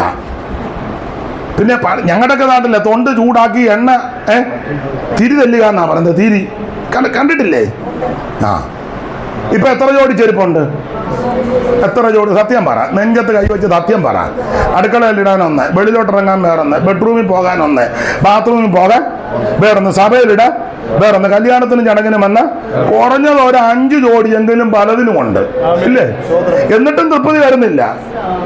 ആ മോന്ത കാണുമ്പോ അറിയാം. പണ്ട് AC ഓർക്കാൻ പറഞ്ഞ പോലെ, അടുത്ത ആഴ്ച നിന്റെ ഈ വളിച്ച മോന്ത ഇതിനകത്ത് കാണരുതെന്ന്. പുള്ളി ഇംഗ്ലീഷിലാ പറഞ്ഞ, എനിക്ക് ഇംഗ്ലീഷ് അറിയാൻ മേല. അറിയാവോ? അറിയാതെ പറയിപ്പിക്കാനാ? എന്നാ എനിക്കും അറിയാൻ മേല. ഇവിടെ ആരാധനിക്കുന്ന വളിച്ച മോന്തയായിട്ടിരിക്കാറ്? ദൈവത്തെ മഹത്വപ്പെടുത്ത്. ദൈവം നിനക്ക് നന്മ തന്നില്ലേ?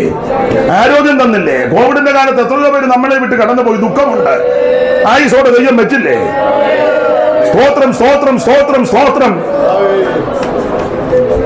കൃപയും കാലം മുഴുവൻ നീ കൈവിടാതെന്നെ കൺമണി പോലെ കാത്തു. കൃപയും കാലം മുഴുവൻ നീ കൈവിടാതെന്നെ കൺമണി പോലെ കലങ്ങിയുള്ള നീറും നേരം കലങ്ങി. താളത്തിലടിക്കണേ.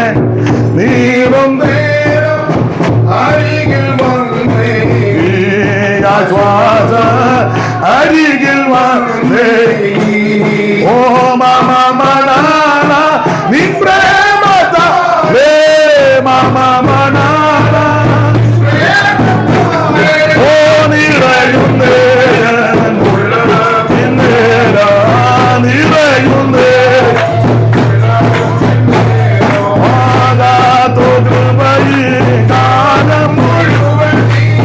കൈവിടാതെന്നെ കൺമണി പോലെ കാത്തു. കൃപയും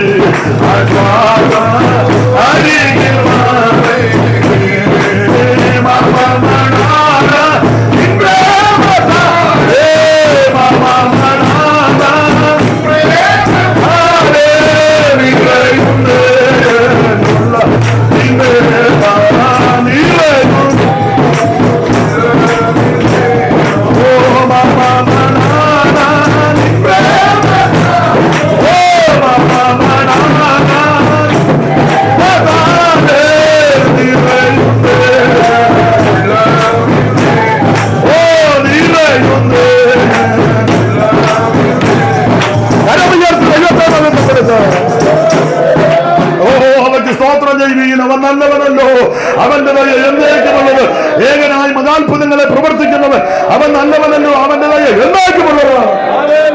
നമ്മുടെ താഴ്ചകൾ നമ്മെ ഓർത്തവൻ അവൻ നല്ലവനല്ലോ, അവൻ്റെതായ എന്നേക്കുമുള്ളവനാണ്. ഓർത്തോർത്ത് ദൈവത്തിന് മഹത്വം കൊടുക്കണം. അതുകൊണ്ട് എൻ്റെ പ്രിയരെ, ഞാനൊരു കാര്യം പറയാം, പിറുപിറുക്കരുത്. അത് വലിയ മഹാഭാവമാണ്. പിറുപിറുക്കരുത്. ലഭിച്ചതിനെല്ലാം നന്ദി പറയണം. പിറുപിറുക്കരുത്. അവർ തങ്ങളുടെ കൂടാരങ്ങളിൽ വെച്ച് പിറുപിറുത്തുന്ന ചുമ്മാ അതും പറഞ്ഞിരിക്കരുത്. അത് കിട്ടിയില്ല, ഇത് കിട്ടിയില്ല. പിള്ളേരിങ്ങനെ ഇങ്ങനെ പോകുന്ന തട്ടിയും മുട്ടി. പ്രാർത്ഥിക്കണം പാസ്റ്റർ, ഞങ്ങൾ ഉദ്ദേശിക്കുന്നത് പോലെ ഒരു എന്തുവാ ഇതിനും വേണ്ട ഉദ്ദേശിക്കുന്നത്? എന്തുവാ ഇതിനും വേണ്ട ഉദ്ദേശിക്കുന്നത്? സ്തോത്രം അല്ല, അടിസ്ഥാനപരമായ കാര്യമൊക്കെ ദൈവം തന്നില്ലേ? എനിക്കിതൊന്നും അല്ല വിഷയം. ഞാൻ അധികമായിട്ട് ശ്രദ്ധിക്കുന്ന രണ്ട് കാര്യമാണ്. എൻ്റെ കാര്യമാണ് പറയാനാണ് കേട്ടോ. നിങ്ങൾക്ക് ഇഷ്ടമുണ്ടെങ്കിൽ ചോദിച്ചാൽ മതി. അതിൽ ഏറ്റവും ശ്രേഷ്ഠം എനിക്ക് ശുശ്രൂഷ ചെയ്യാനിടയാണ്. അതേറ്റവും വലിയ ഭാഗ്യം. രണ്ട്, നാളത്തെ എനിക്കറിയത്തില്ല, ഇതുവരെ ആയുസോടെ ആരോഗ്യത്തോടെ ദൈവം നിർത്തി. ഇത് കൂടുതൽ എന്നാ ചെയ്യാൻ? ഇത് കൂടുതൽ എന്തോ ചെയ്യാനാ? നല്ല മനസ്സോടാ ഞാൻ പറയാനേ. നമ്മളെക്കാൾ മിടുക്കന്മാരും ശ്രേഷ്ഠന്മാരും കഴിവുള്ളവരും ഒക്കെ മാറ്റപ്പെട്ടപ്പോൾ ആയുസ്സും ആരോഗ്യം ദൈവം തന്നില്ല. അയ്യോ, ആ കോവിഡിന്റെ സമയത്ത് ശ്വാസം മുട്ടല് എന്ത് പ്രയാസപ്പെട്ട്. ഒരു തടസ്സവും കൂടാതെ ഇതുവരെ ദൈവം നമ്മെ ഞാനും ശുഭ പാസ്റ്ററും ആ കോവിഡിന്റെ സമയത്ത് എന്തും വീണ്ടും ഷവോടക്കിന് പോയെന്നറിയാമോ? അതിനിടയ്ക്ക് 2 കോവിഡ് രോഗിയെ ഞങ്ങൾ അടക്കി. ഒരു സഹോദരിക്ക് കോവിഡ് ആയിരുന്നു, അതറിയാം. വീട്ടിലുള്ളവർക്കെല്ലാം കോവിഡാ. ആ സഹോദരി മരിച്ചു. വീട്ടിലുള്ളവർക്കെല്ലാം കോവിഡാ. ആ മരിച്ചിട്ട് മോർച്ചറി ഇരിക്കുക, ഡെഡ് ബോഡി ഒന്ന് ഒരുക്കിയെടുക്കാൻ ആരുമില്ല. എന്നെ വിളിച്ചു പറഞ്ഞു. ഞാൻ പറഞ്ഞു ഞാൻ വരാമെന്ന് പറഞ്ഞു. ഞാൻ വലിയ ധൈര്യശാലിയാന്നുള്ളതല്ല, ദൈവകൃപയാ. വരാമെന്ന് പറഞ്ഞു. പോയി. രാവിലെ വീട്ടിൽ നിന്ന് പ്രാർത്ഥിച്ചിറങ്ങി. നമുക്ക് വേണ്ടപ്പെട്ടതാ. അപ്പോൾ എൻ്റെ ഇളയ പെങ്ങളുണ്ട്, അവൾക്കും അല്പം ധൈര്യമുണ്ട്. അവൾ പറഞ്ഞ് ഞാനും വരാമെന്ന് പറഞ്ഞു. ഒരു സ്ത്രീയെ ഒരുക്കുകയല്ലേ, വേറെ ആരുമില്ല. ചെന്നപ്പോൾ അവള് ഇല്ലേ അന്നേരം കിറ്റുണ്ടല്ലോ, എന്തുവാ അവൾ അതിട്ടോണേ. ഞാൻ പറഞ്ഞു കിറ്റും കുന്തമൊന്നും എനിക്ക് വേണ്ടെന്ന് പറഞ്ഞു. നേഴ്സുമാർ സിസ്റ്റേഴ്സും കൂടാ, മഠത്തിലമ്മമാർ, അവരുമൊക്കെ. അതിലൊരു സിസ്റ്റർ പിന്നീട് പറഞ്ഞതായിട്ട് ഞാൻ അറിഞ്ഞു, അയ്യോ പാസ്റ്റർക്ക് സാരി ഉടുപ്പിക്കാനൊക്കെ അറിയാമല്ലോ എന്ന്. അറിയാഞ്ഞിട്ട് അതങ്ങ് ചെയ്യുക. ഒരുക്കി വൃത്തിയാക്കി. ദൈവത്തിൻ്റെ മഹാകൃപയാണ്.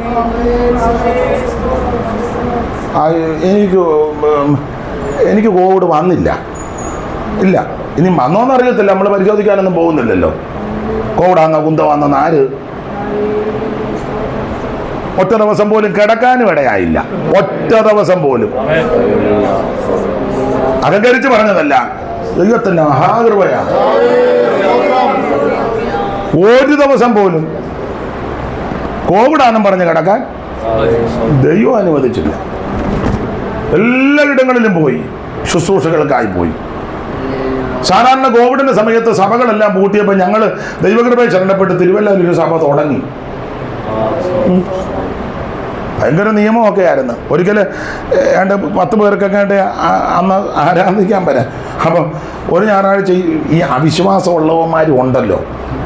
ഒരുത്തൻ വന്ന് പറഞ്ഞു, എൻ്റെ അടുക്ക വന്ന് പറഞ്ഞു, അച്ഛാ ഇന്ന് സഭായം നടത്തരുത്. ഞാൻ ചോദിച്ചാൽ അതിനാ? ഭയങ്കര നിയമമാണ്, പോലീസുകാരിങ്ങനെ കറങ്ങി നടക്കുക. ഞാൻ പറഞ്ഞടാ ഇനി വാ, ഇവിടെ സഭായകം ഇന്ന് നടക്കും. അവനോട് പറഞ്ഞു, പോലീസ് വരികയാണെങ്കിൽ നീ അന്നേരം പോലീസോട് പറയാം, സാറേ ഞങ്ങൾ നിരപരാധി ആണ്ട് അയാളായതല്ല ഒപ്പിച്ചേക്കുന്നത്, നീ എന്നെ ചൂണ്ടി പറഞ്ഞോണം. എന്ന് വെച്ചാൽ നീ ഓടിക്കോണം. ആ, നീ ഓടിക്കണം, പറഞ്ഞു കൊടുത്തേക്കണം. അയാൾ ഒറ്റ ഞങ്ങളെ. അവിടെ പോലീസും വന്നില്ല, സഭായവും മുടങ്ങിയില്ല, ഒരു കുഴപ്പവും വന്നില്ല. ഒരൊറ്റ ഞായറാഴ്ച പോലെ കർത്തൃമേശയും മുടങ്ങിയിട്ടില്ല. പാസന്മാരിൽ ഇങ്ങനെ ആലിൽ തുള്ളും പോലെ വന്നു. 1 വർഷവും 1.5 വർഷം കഴിഞ്ഞ എലിവശം നിന്ന പോലെ ഇച്ചിരി മനസ്സിലാകാഴിയാണോ? ഇടയെ അതൊക്കെ വെച്ച് നോക്കുമ്പോൾ എന്ത് ഭദ്രമായിട്ടാ ദൈവം നമ്മെ നടത്തിയത്. ഇതൊക്കെ ഓർത്ത് ദൈവത്തിന് മഹത്വം കൊടുക്കുക. ആരോഗ്യം ദൈവം തന്നില്ലേ, നന്മ തന്നില്ലേ, ഭക്ഷണം തന്നില്ലേ, പാർപ്പിടം തന്നില്ലേ, വസ്ത്രം തന്നില്ലേ, ഇത് കൂടുതലൊക്കെ ദൈവം എന്നാ ചെയ്യാനാ? വിശ്വാസം എടുക്കാനും വിടാനും ഒക്കെ ദൈവം, അത് തന്നെ വലിയ മഹാഭാഗ്യമല്ലേ. ചുമ്മാ പെറുപെറുക്കരുത്, നിരാശ ഒന്നും ഉണ്ടാകരുത്. നമ്മളെ കാണുന്നവർക്ക് സന്തോഷം ഉണ്ടാകണം. സ്തോത്രം. യോഗത്തിന് വരുമ്പോഴും പോകുമ്പോഴും നല്ല പടക്കുതിര പോകുമ്പോലെ പോകണം. ഇതാ കരഞ്ഞും കൂവിയുള്ള വരവും ഇരിക്കുന്ന കാണില്ല, തൂങ്ങിച്ചത്ത പോലെ. നീ ഒന്ന് ഇരിക്കുന്നിടത്ത് ഒരു പൂഞ്ഞാൻ പോലും വന്ന് കയറുകയല്ല, ഉള്ളതുകൂടെ പോവുകയുള്ളൂ. നല്ല സന്തോഷത്തോടിരിക്കണം. എന്റെ ദൈവം എന്നെ രക്ഷിച്ചു, എന്റെ ദൈവം എന്നെ നടത്തി, എന്റെ ദൈവം എന്നെ പുലർത്തി, ആവശ്യമുള്ളതൊക്കെ ദൈവം എനിക്ക് നൽകി, മേലിന് നൽകുവാൻ ദൈവം വിശ്വസ്തൻ. ഒരു കാര്യം പറഞ്ഞങ്ങ് നിർത്താം. മനുഷ്യർക്ക് നടപ്പല്ലാത്ത പരീക്ഷ നിങ്ങൾക്ക് എന്ന് പറഞ്ഞാൽ നിനക്ക് സഹിക്കാൻ പറ്റാത്തതൊന്നും ദൈവം തരികയില്ല, തരത്തില്ല. ഈ നമുക്ക് എന്തൊക്കെ സഹിക്കാമെന്ന് ദൈവത്തിന് അറിയാം, അതേ തരുവുള്ളൂ, അല്ലാത്തൊന്നും ദൈവം തരികയില്ല. മനുഷ്യർക്ക് നടപ്പല്ലാത്ത പരീക്ഷ നിങ്ങൾക്ക് നേരിട്ടിട്ടില്ല, ദൈവം വിശ്വസ്തൻ. പിന്നെ നിങ്ങൾക്ക് കഴിയുന്നതിന് മീതെ അപ്പൊ കഴിയുന്നതേ ദൈവം തരുവുള്ളൂ. ഈ യെശയ്യാ പ്രവചനത്തിൽ ഒരു വാക്യമുണ്ട്, കരിഞ്ജീരകത്തിന്റെയും ജീരകത്തിന്റെയും മുകളിൽ കൂടെ മെതിവണ്ടി കയറ്റത്തില്ല. ആ വാക്യം ഒന്ന് വായിച്ചേ, 28-27 അല്ലേ? ഒന്ന് വായിച്ചേ എടുത്തവര്. വായിച്ചോ സഹോദരി. അത് എത്ര റെഫറൻസ് എന്ന് പറഞ്ഞേ? 27 തന്നെ അല്ലേ? ഉറക്കെ വായിച്ചോ. കരിഞ്ജീരകം മെതിവണ്ടി കൊണ്ട് മെതിക്കുന്നില്ല. പിന്നെ ജീരകത്തിന്റെ മേൽ വണ്ടിച്ചക്രോ? സ്തോത്രം. പിന്നെ കരിഞ്ജീരകം അടികൊണ്ടും അങ്ങനെ ചെയ്യുള്ളൂ. ജീരകത്തിനും കരിഞ്ജീരകത്തിനും വടിയും കോലുവാ. അതിന്റെ മണ്ടയിലോട്ട് വണ്ടിച്ചക്രം കയറ്റുകയല്ല, മെതിവണ്ടിയും കയറ്റുകയല്ല. മനസ്സിലായി കാണും. നിന്റെ മണ്ടേ ദൈവം മെതിവണ്ടി കയറ്റുകയല്ല, നിന്റെ മണ്ടേ ദൈവം വണ്ടിച്ചക്രവും കയറ്റുകയല്ല.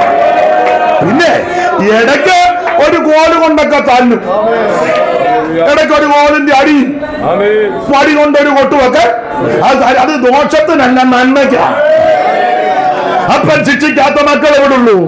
ബാലശിക്ഷ നിരസിക്കരുത്. നിരസിച്ചാൽ നീ കൗലടേയനാ. പക്ഷെ വണ്ടിച്ചക്രം നിന്റെ മണ്ടേ കയറ്റുകയല്ല, മെതിവണ്ടിയെ കയറ്റി ഉരുട്ടത്തുമില്ല. നിനക്ക് സഹിക്കാൻ പറ്റാത്ത ദൈവം തരത്തില്ല, നിനക്ക് വാങ്ങിക്കാൻ പറ്റാത്ത ദൈവം തരത്തില്ല. ദൈവത്തിന്റെ കൈകളെ ഇന്ന് നമ്മൾ നിന്നെ വിടിവിക്കുന്നത് ദൈവമാണ്.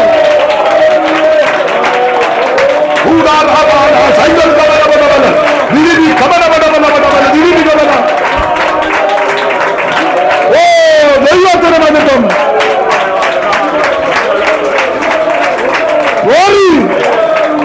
ആ പഴയ പാട്ടിന്റെ വരിയൊന്ന് ചേർന്ന് പഠിക്കാൻ. ദോഷമായിട്ടൊന്നു എന്നോ എന്റെ ദാതൻ ചെയ്യുകയില്ല, ദോഷമായിട്ടൊന്നു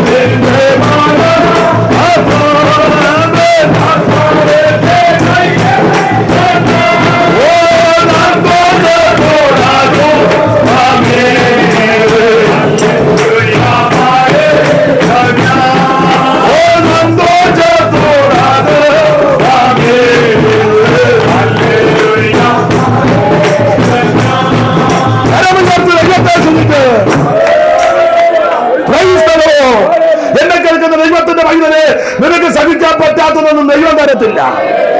നിന്നെ കൊണ്ട് വഹിക്കാൻ പറ്റാത്തൊന്നും ദൈവം തരികയില്ല. വണ്ടിച്ചക്രം കയറ്റത്തില്ല, മെരിവണ്ടി കയറ്റുകയില്ല. പിന്നെ ഇടയ്ക്കിടയ്ക്കൊരു കോലിനടി ഒരു വടി കൊണ്ടൊരു അതൊക്കെ വേണം. അതല്ലേ പിന്നെ മക്കളും അപ്പനുമായിട്ടുള്ള ബന്ധമൊന്നുമില്ല. സ്തോത്രം. ഈ രോഗം നിന്നെ തകർത്ത് കളയാനല്ല, ദൈവപ്രവൃത്തി വെളിപ്പെടാനാ. ഈ പ്രശ്നം നീ പിന്മാറാനല്ല, ഇതിന്റെ നടുവിൽ ദൈവം ആരാന്ന് വെളിപ്പെടുത്താനാ. അങ്ങനെയല്ലേ പറഞ്ഞത്? ഇത് ദൈവനാമം മഹത്വപ്പെടാനാണ്. 4 ദിവസമായി നാറ്റവും വെച്ചു. സ്തോത്രം. കർത്താവ് പറഞ്ഞത് അങ്ങനൊന്നും ഒരു ദൈവനാമം മഹത്വപ്പെടാൻ പോവുക. ദൈവത്തിനതൊന്നും വലിയ വിഷയമല്ല. Price the Lord. പരീക്ഷയോട് കൂടെ പോക്കുവഴി ഉണ്ടാകും.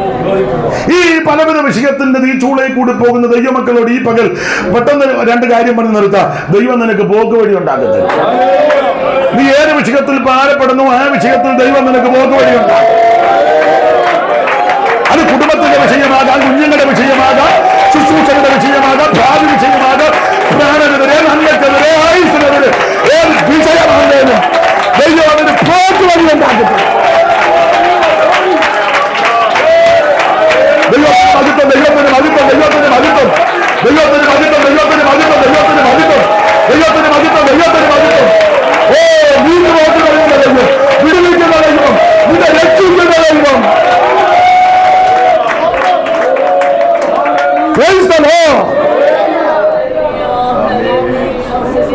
ചെങ്കട തീരത്ത് നിൽക്കുക, മുമ്പിൽ ചെങ്കട, ഇരുവശവും പർവ്വതം, പുറകെ വലിയ ശബ്ദം. നോക്കിയപ്പോൾ പറവോൻ സെലക്ട് ചെയ്ത 600 മൃഗങ്ങളും വേറെ രഥങ്ങളും പാഞ്ഞു വരിക. ആകെ ഭാരപ്പെട്ടു.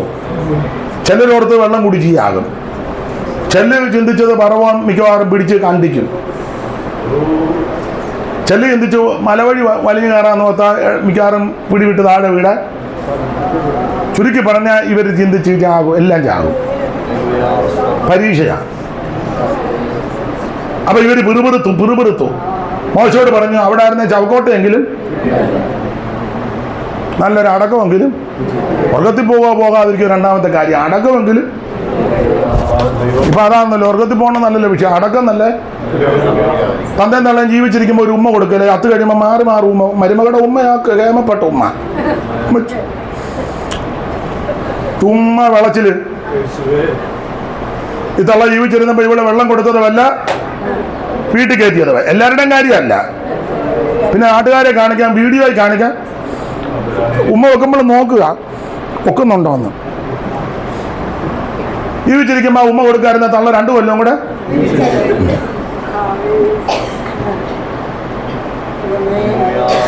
ചത്ത് കിടക്കുന്ന മരുമകളും കൊച്ചുമക്കളും എല്ലാം അടിക്കുക അല്ലേ. 3 കുപ്പി തീർത്ത് രാവിലെ 8 മുതൽ 1 മണിയായപ്പം. മൂത്ത മരുമകളുടെ 1 കുപ്പി, ഇളയ മരുമകളുടെ 1 കുപ്പി, കൊച്ചുമോന്റെ കുപ്പി എന്നാന്ന് വെച്ചാൽ മറ്റേ അടിക്കുന്ന കുപ്പിയല്ല, സ്പ്രേ. മാറി മാറി അടിക്കുക. ഇതള്ള ജീവിച്ചിരുന്നപ്പോൾ ഇച്ചിരി പൗഡർ പോലും കൊണ്ട് കൊടുക്കാത്ത ഇനമാ. ചത്ത് കഴിയുമ്പോ എന്നാത്തിന് ലാസ്റ്റ് ആ പെട്ടിയുടെ സൈഡ് കുപ്പിയും വെച്ച് കൊടുത്തു. അമ്മച്ചി കൊണ്ടുപോകോളാൻ എന്ന് പറഞ്ഞാൽ അമ്മച്ചി കല്ലറ കിടന്ന് അടിയല്ലേ. ജീവിച്ചിരിക്കുമ്പോ നീ ഇതൊക്കെ ചെയ്യേ. സ്തോത്രം. അപ്പൊ ചാകുമെന്നുള്ളത് ഉറപ്പായി. അവിടെ നല്ല ചവക്കോട്ടെങ്കിലും പരീക്ഷ. തമ്പുരാനോട് മോശയോട് ദൈവം പറഞ്ഞേടാ മിണ്ടാതിരിക്കാൻ പറ, ചുമ്മാ ഈ ഗുണം വരാത്തവനല്ല നാവടക്ക്. വിശ്വാസമില്ലാത്തവനും പ്രത്യാശയില്ലാത്തവനും ദൈവമായിട്ട് ബന്ധമില്ലാത്തവൻ മിണ്ടരുത്. നീ ദൈവത്തെ ഓർത്ത് സാക്ഷിക്ക് എഴുന്നേൽക്കുകയും ചെയ്യരുത്. നീ എഴുന്നേറ്റാൽ ചിലരുടെ വിശ്വാസവും കൂടെ ചില പറഞ്ഞു കേട്ടില്ലോ, ദൈവനാമത്തിന് മഹത്വം ഉണ്ടാകട്ടെ, 30 കൊല്ലമായിട്ട് കൃപയോ ഇന്ന് വരെ ഒരു വിടുതൽ. 30 കൊല്ലമായിട്ട് ഇതിനകത്ത് വന്ന് ഇന്ന് വരെ വിടുതലില്ലെന്ന്. പുതുതായിട്ട് വന്നവൻ അന്തം വിട്ടു പോവാടാ. 30 കൊല്ലമായവന് ഇതുവരെ ഞാനിപ്പോ അങ്ങോട്ട് ചെന്നോളാം. അപ്പൊ എന്റെ കാര്യം ദൈവത്തെ ഓർത്ത് നിന്നെ കെട്ടിയെടുത്ത് എഴുന്നേക്കാതിരിക്കുന്നതാ. സ്തോത്രം. എടാ വിശ്വാസമുള്ളവൻ എഴുന്നേറ്റ് പറ. ഞാൻ 30 കൊല്ലമായി കൃപ ചെയ്യുമെന്ന് എന്റെ ദൈവം എന്നെ ഭദ്രമായി നടത്തി. അനവധി കഷ്ടങ്ങളും അനർത്ഥങ്ങളും കാരണമാക്കി ദൈവം ഞങ്ങളെ നടത്തി. കാലടിയാകാൻ അനുവദിച്ചില്ല. ദൈവം ഞങ്ങൾക്ക് രോഗശാന്തി നൽകി. ദൈവം ഞങ്ങൾക്ക് വീട് നൽകി. ദൈവം ഞങ്ങൾക്ക് നന്മ നൽകി. ദൈവം എന്റെ കുഞ്ഞുങ്ങളെ ഉയർത്തി. ദൈവം എനിക്ക് നന്മ നൽകി. വിടുതലിന്റെ സാക്ഷ്യം പറ. സ്തോത്രം.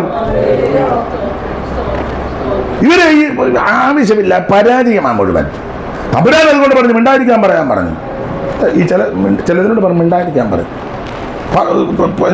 മതിൽ ചുറ്റിയപ്പോൾ പറഞ്ഞു മിണ്ടിപ്പോടുന്ന് പറഞ്ഞു. അക്ഷരം മിണ്ടാതെ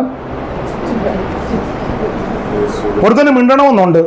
ചാക്കോച്ച ഇത് ചുറ്റിക്കാനാന്ന് തോന്നുന്നെന്ന് പറയണമെന്നുണ്ട്. പക്ഷേ അല്ല, അങ്ങനെ പറയാന്നേ മറ്റവനും പറയും എനിക്കും തോന്നിയടാ ചുറ്റിക്കാനാണ്. അത് പറഞ്ഞ് പാളയം മുഴുവൻ മിണ്ടിപ്പോടും. മിണ്ടാതെ ചില വിഷയത്തിൽ മിണ്ടരുത്.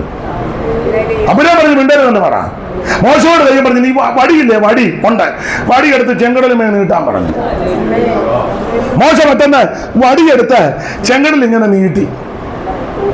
ഞാനും നിങ്ങൾ വലിയ ഗുണപ്പെടാത്തവരൊക്കെ അതിനിടെ എന്നാ പറഞ്ഞത്, ഇവിടെ ഇത്രയും വലിയ പ്രശ്നം എന്താ, ഇയാൾ ഈ കമ്പ് നീട്ടിക്കൊണ്ട് തന്നെ എടുക്കുക. നമ്മളന്നെ പറയല്ലേ, പുറകെ ചെലുത്താൻ വരുന്നു പിടിക്കാൻ, മുമ്പ് ചെങ്കടൽ വായും പിളർന്ന് നിൽക്കുന്നു, ലക്ഷക്കണക്കിന് ജനം. അയാൾ പിന്നെ നിൽക്കുക ഉണക്കക്കമ്പുമായിട്ട്. നിങ്ങളോ ഞാനോ ആയിരുന്നു പറയാം, ആ കമ്പ് മേടിച്ച് അയാളുടെ തലയടിച്ച് പൊട്ടിക്കണം. അയാൾ എന്നാ പറഞ്ഞാലേക്ക് കമ്പുകറ കൊള്ളാം. അല്ല, ഈ നിങ്ങൾ ഒരു കാര്യം പറഞ്ഞു, വടിയായിട്ട് പോയവർക്കെല്ലാം വിടുതല. യാക്കോബ് പറഞ്ഞു ഒരു വടിയോടാ അങ്ങോട്ട് പോയത്, പക്ഷെ ഇപ്പൊ അങ്ങനൊന്നും അല്ല. സ്തോത്രം സ്തോത്രം സ്തോത്രം. ഗോലിയാത്ത് പറഞ്ഞു നീ വടിയായിട്ട് വരാൻ ഞാൻ എന്നാടാ നായാണോ എന്ന്. പക്ഷെ അവിടെ വിടുതൽ നടന്നു. മോശയുടെ കയ്യിൽ ഒരു വടിയുണ്ട്, അതും വിടുതലാ. തമ്പുരാൻ വടിയെടുത്ത് ചെങ്കടലിൽ നീട്ടാൻ പറഞ്ഞു. മോശ വടിയെടുത്ത് നീട്ടി. വിശ്വാസമില്ലാത്തവൻ, പ്രത്യാശയില്ലാത്തവൻ, ദൈവമില്ലാത്തവൻ, ദൈവമായിട്ട് ബന്ധമില്ലാത്തവൻ പറയാൻ ആരാണ്ട് കമ്പും പിടിച്ചു നിൽക്കുന്നുണ്ട്. പക്ഷേ വെളിപ്പാടുള്ള ദർശനമുള്ളവൻ നോക്കിയപ്പോൾ മോശ ഇങ്ങനെ വടി പിടിച്ചിങ്ങനെ നിൽക്കുമ്പം മോശയുടെ വലങ്കയുടെ മീതെ യഹോവയുടെ മഹത്വമുള്ള ഭുജം. നിങ്ങൾ ആ യെശയ്യാ പ്രവചനം 63-ാം അധ്യായത്തിന്റെ 12-ാമത്തെ വാക്യം വായിച്ച്, യെശയ്യാ പ്രവചനം 63:12 ഉറക്കെ എന്ന് വായിച്ചേ. തന്റെ മഹത്വമുള്ള ഭുജം മോശയുടെ വലങ്കൈക്കൽ ചെല്ലുമാറാക്കി മതി. മോശയുടെ വലങ്കൈക്കൽ ദൈവത്തിന്റെ മഹത്വമുള്ള ഭുജം വന്നെന്ന്. മനുഷ്യനെ കണ്ടുകൊണ്ട് നോക്കുമ്പോൾ മോശ വടിയും പിടിച്ചു നിൽക്കുന്നു. പക്ഷേ ആത്മക്കണ്ണ് തെളിഞ്ഞോ പറയുക, മോശയുടെ വലങ്കയുടെ മീത് യഹോവയുടെ മഹത്വമുള്ള ഭുജം വന്നു. നീ ഒറ്റയ്ക്കുള്ളായിരിക്കും നിന്റെ വീട്ടിൽ കൈവൊക്കെ പ്രാർത്ഥിക്കാൻ. നീ അല്ല, നിന്റെ കൈയുടെ മീത് യഹോവയുടെ മഹത്വമുള്ള ഭുജമുണ്ട്. സഭയ്ക്കകത്ത് 2-3 പേരെ കാണും കൈവൊക്കെ പ്രാർത്ഥിക്കാൻ മതി. അവരുടെ മീത് യഹോവയുടെ മഹത്വമുള്ള ഭുജമുണ്ട്. ഹല്ലേലൂയ. എന്റെ വാക്കുകൾ നിർത്തുക. കൈയുടെ മുകളിൽ ദൈവത്തിന്റെ മഹത്വമുള്ള ഭുജം.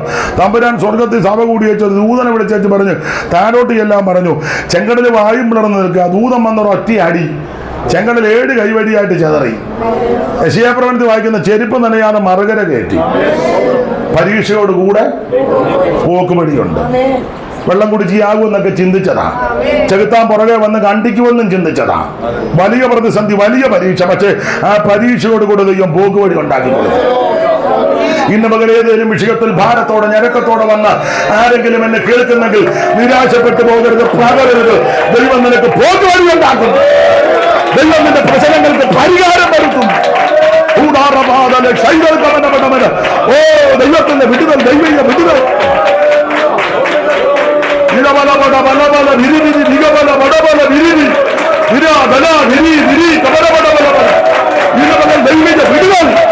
കുടുംബത്തിനകത്ത് വിടുതൽ, വ്യക്തികൾക്ക് വിടുതൽ, രോഗബന്ധനം അടിയട്ടെ, എല്ലാ തടസ്സങ്ങൾ മാറട്ടെ. പ്രാണനെതിരെ, നന്മയ്ക്കെതിരെ, ആയുസ്സിനെതിരെ വെല്ലുവിളിക്കുന്ന ഓടികൾ ഇരുപതിൽ അഴിയട്ടെ. ജലബല വിരബല ഉടബല വിരിവിരി നിഗബല ബലബല വിരബല. ഓ നിഗബല ബലബല വിരിവി കബലബ വിരബല വീരവ ചൈതൽ കബല ബലബല. ദൈവത്തിന് മഹത്വം, ദൈവത്തിന് മഹത്വം, ദൈവത്തിന് മഹത്വം, ദൈവത്തിന് മഹത്വം, ദൈവത്തിന് മഹത്വം, ദൈവത്തിന് മഹത്വം. പ്രാണനെതിരെ, നന്മയ്ക്കെതിരെ, ആയുസ്സിനെതിരെ, ആരോഗ്യത്തിനെതിരെ, ആത്മമണ്ഡലങ്ങൾക്കെതിരെ, ശുശ്രൂഷയ്ക്കെതിരെ വെല്ലുവിളിക്കുന്ന സകല കെട്ടുകളിൽ നമ്മൾ പൊട്ടട്ടെ. പരീക്ഷയോട് കൂടെ ദൈവം നിനക്ക് പോക്ക് വഴി ഉണ്ടാക്കും. ദൈവം നിനക്ക് നീക്കുപോക്കുണ്ടാക്കും. വിടുതൽ, വിടുതൽ, വിടുതൽ, വിടുതൽ, വിടുതൽ, വിടുതൽ, വിടുതൽ. ശരീരത്തിൽ, മനസ്സിൽ, കുടുംബത്തിനകത്ത്, തലമുറയ്ക്ക് വിടുതൽ യേശുവിന്റെ നാമത്തിൽ.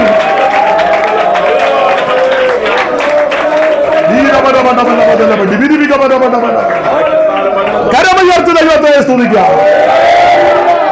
ഈ ദിവസങ്ങളിൽ കർത്താവിന്റെ വരവ് താമസിച്ചാൽ പരീക്ഷയോടുകൂടെ നീക്കുപോക്കും വിടുതലും ഏറ്റെടുത്ത് വിശ്വസ്തരും വിശുദ്ധരുമായി ജീവിച്ച കർത്താവിന്റെ വരവിനായിട്ട് ഒരുങ്ങുവാൻ ദൈവം എല്ലാവർക്കും കൃപ നൽകട്ടെ. എന്നെ ക്ഷണിച്ച ആദരണീയ കർത്തദാസനും കുടുംബത്തിനും സമയമനുസരിച്ച് സഭയുടെ ചുമതലപ്പെട്ട കർത്തദാസനും എല്ലാ മാന്യ സഹോദരി സഹോദരന്മാർക്കും ഒരിക്കൽ കൂടി നന്ദി ചൊല്ലുന്നു.